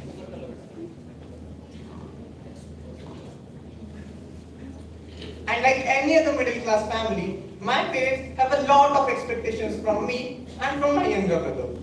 The least they expect from me is that I become an engineer and fulfill their dreams and their aspirations. Sir, ma'am, what about my dreams and my aspirations? Do I even have a right to dream and aspire? Greetings, jury members and my fellow contestants. Today, we all are here to talk on the burning issue, career versus life. As a student, this is not just a topic, but a harsh reality which I am going to face the next year. I'll also be a part of this rat race and will be detained in one of the so-called prestigious coaching institutes to make my career. For the next 2 years, I'll be sleeping, eating and breathing my courses day and night so that I may succeed in life. God forbid, if I fail to do so, then I'll be hanged on the stake of shame all my life. Comparisons will be done and I'll be made to feel a lesser being. Today, I want to ask a question to my elders on behalf of every student of my age. That is life all about making a career? UPSC, IIT, MBBS, NIT, IM. This has now become the new ABC of our generation. Do you know? According to the NCRB, National Crime Report Bureau, more than 35 students commit suicide every day. And also, the hostel fans of Kota have now been caged. Do you know why? I don't think so. I need to tell you the reason for this, my dear friends. What more?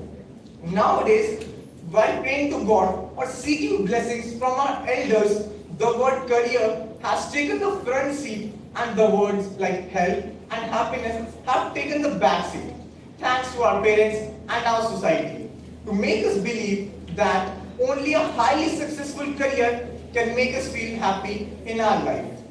Students take career in such a pressurized way that they have forgotten the true essence of life. Is life all about making a career? Does it mean so much to the students? No, my dear friends. The true essence of life is in love and happiness amongst us. Always remember that life is a journey to be enjoyed, not a destination to be reached. No grades, no marks, and no report card can decide our destiny. Please don't stop us to chase our dreams and chase our goals. So at last, I would like to conclude my speech by saying few inspiring lines that take the step and go ahead. Life is yours and do what you want. Thank you.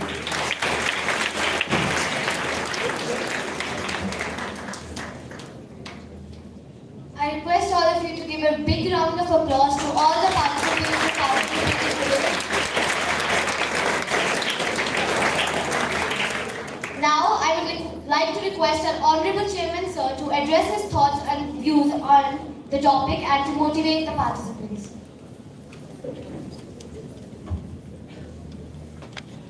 Good afternoon, children. A long day? Yes. And we had thought that we'll finish off the entire program in about 3 hours, by about 12. But the overwhelming response from the children for participants, instead of 20 or 47. Plus, all the panelists that we had, we definitely wanted to listen to them. And I had prepared a big note. It should have taken about half an hour to read. But I've just been told by the director, ma'am, she said every child has got 3 minutes, you will get only 2.5. Right.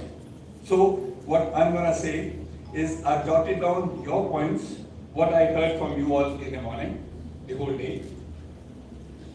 By and large, we all understand and realize what problems are there in the young generation today, particularly of the competitions, coaching, etc. I'll go point-wise. First is about life skill. There were a few points I've deleted, so life skill now takes point number 1.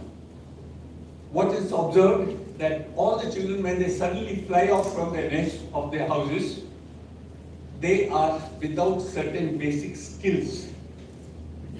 I saw an article yesterday, read somewhere, that during the COVID, some of the parents could not approach their children. So they had hired mothers. They were called college moms. They used to go to the hostel where the children were staying to do the cooking for them, clean their clothes, stitch their buttons, and everything that the mothers were doing. Because these were the young children, your age, and that is what happens. The basic life skills is what most of us have not learned, and you are stressful later on in life. Second, the point that I heard was, it is not career versus life. It is career and life. That was one of the students who had mentioned, and we need to have a balance in our life without doubts. Almost every speaker mentioned about it. Then comes the most essential part, how to handle stress. We used to talk positive stress, negative stress, and whatnot. Now these are the challenges and the basic skill that how to learn. Handling of the stress is you learn it in the school, when you are in the play fields, you are having your matches, various other competitions, you learn to live, learn to win, learn to lose, and you accept it. But there you are not accepting. At the coaching institutes, I mean. In the churches, there's a confession box where if somebody has committed an offense, the person goes. Padri sits inside, this person is outside, and he confesses, look, this is what I've done. This mistake. And the Padri hears and accepts it, and you thereafter start on a clean slate. This is what most of the people have said, that once you say out your problem, share it with somebody, it works out. It gets divided into halves if you have shared it. In our school, student-teacher meeting, somebody said, let's have student-parent meeting. And this is something which is not happening enough. Many children can't speak to their parents, they are hesitant, or parents are overpowering.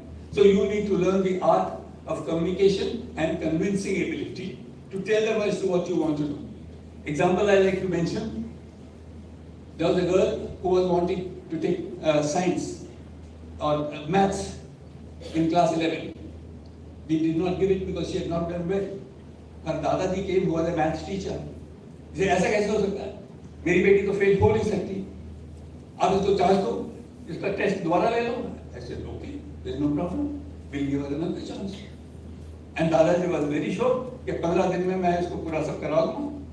And the girl comes back to me from the side. Sir, I can't do it. Tell my Dadaji, it is not possible for me to do it. So the question is, you need to explain to them as to what it is. There's a friend of mine in America. He had got the admission for his daughter here in South India in a medical college. First class, there was no dearth of money. He hired a house, refrigerator, TV, CP, whatever he wanted. The girl was admitted. And after 1 year, she tells him, sorry, I can't do it. He said, no, mate, come back. She went back. He told her to take another 1 year to decide as to what she wants to do. So in life, if you go at a particular place, without knowing what is there ahead, it is a little difficult. It is better to think earlier. The career counseling that we are talking about, what is happening, is like that. Then about the toppers. I was in the NDA, in the Service Selection Board, where we used to select officers for the army. Those days, we used to call only 100 candidates the toppers. And out of that, many, the toppers would not make good leaders. I had given a suggestion there, which has not been implemented. Instead of 100, we call 400 candidates. Do a screening on day 1, keep only 100, see them for next 5 days, and then select. And they are the ones in the middle run also. So many of us who think that only topic is the answer, no. All those, what Mr. Prikshit was mentioning, if you have taken part normal in life, you have had a balanced life, sports, activities, etc., is what makes you a better person. Somebody mentioned about the 3 idiots. That's a very good example, which almost I suggest every parent should see it. Then, interest in hobbies. extremely essential. Hobbies, one indoor, two outdoors, or two indoors and one outdoor is a must, because these are stress busters. Anybody, because who are the people who will commit suicide? Sorry, I shouldn't be asking that question. Those are the ones who couldn't handle stress, they were a little weak, and they had no outlet. One of the girls mentioned today in the morning, like a pressure cooker. In a pressure cooker, there's a valve. So the moment the pressure goes up, the valve goes bust.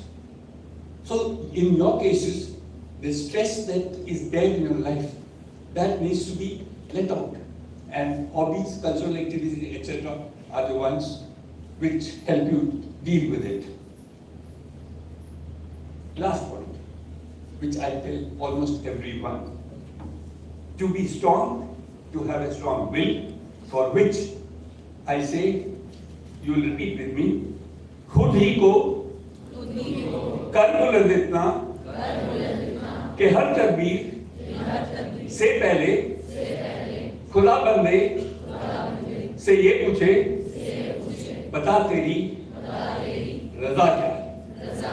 So each one of you, if you have this mantra of faith and belief in yourself, the entire kainat and God Almighty will also come down to you. Ma'am, 3 minutes over? Yes. Thank you. Okay.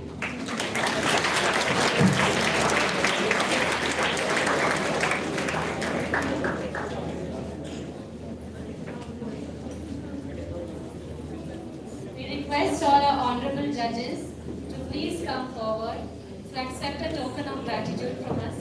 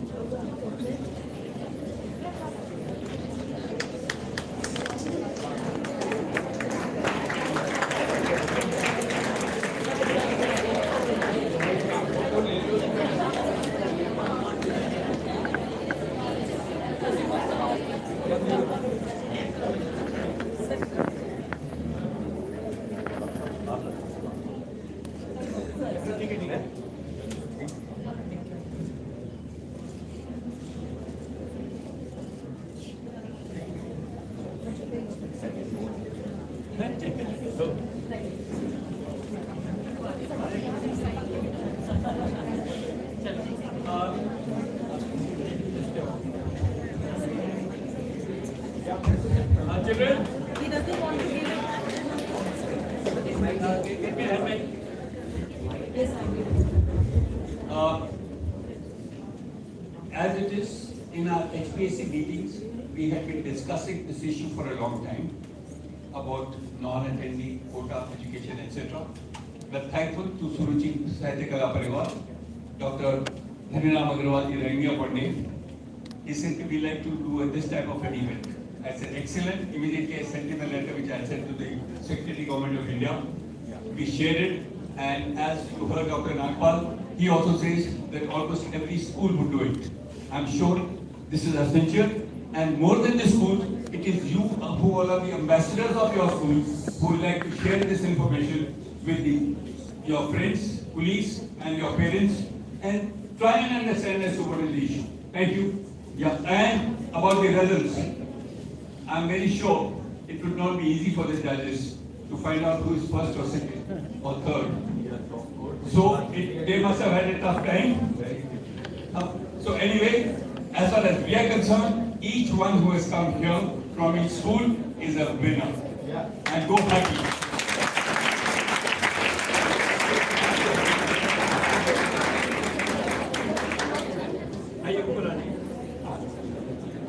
Yes. Now the final.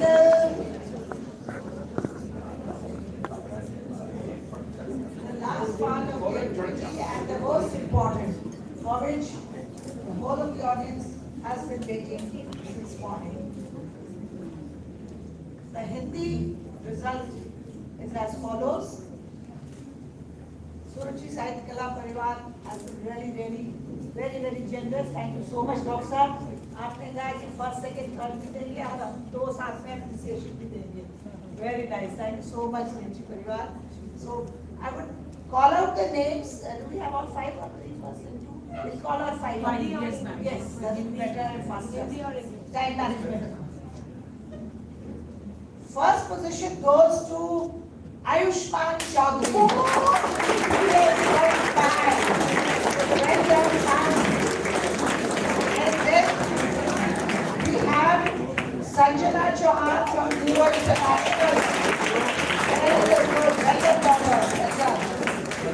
And the next is Yoshita from MM Public School. And the 2 appreciation students are Aditi Singh and Devang Bhatnagar from Rich Valley. All 5 together. Please come. Or you are the hero of the center. Where are the children?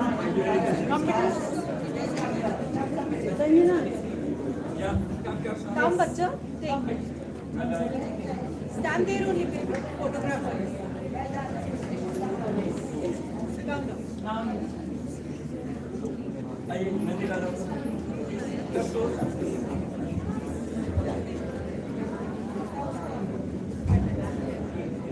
नीचे आ coordination Neeru ma'am आप भी नीचे आ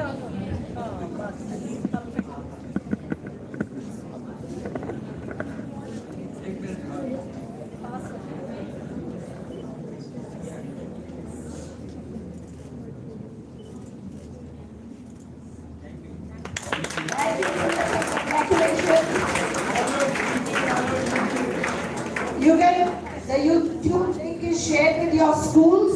Please tell your teachers it's on the HPSC group and they can show. And the next results is as follows. The English one. I'd like you to be faster. Navodita Sharma from DAV 14. Renita Samuel, Shadow Presidency 2nd. Renita. And third is Pram Sahib Singh Arneja from OLS. Please come up.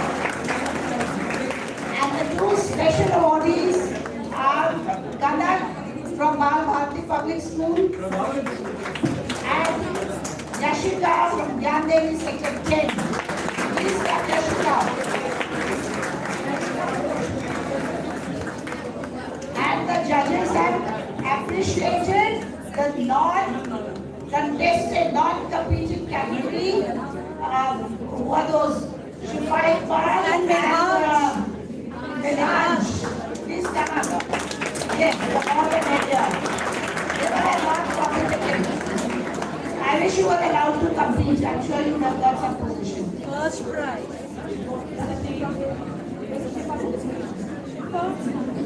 Yashika, remember Gyan Sector 10.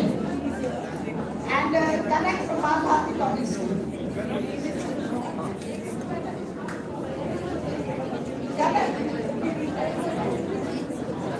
No. This is wait. Bal Bharati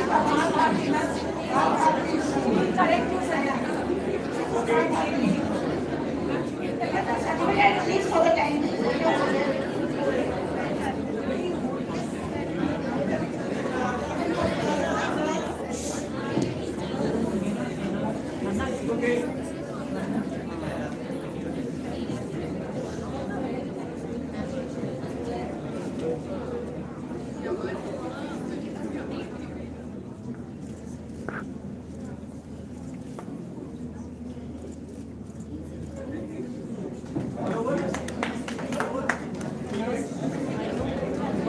Thank you very much, students. It's been a wonderful day. All the best. God bless you. Thank you. And now your formal work of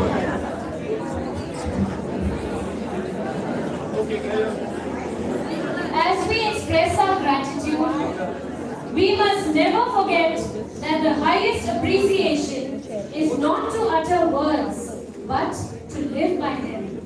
It's my privilege to have been asked to propose a vote of thanks on behalf of Honorable Chairman Sir and Director Principal Ma'am. We extend deep gratitude to our honorable and distinguished guests, eminent speakers, and our stalwart panelists. Thank you for sharing your opinions and findings with us here this day.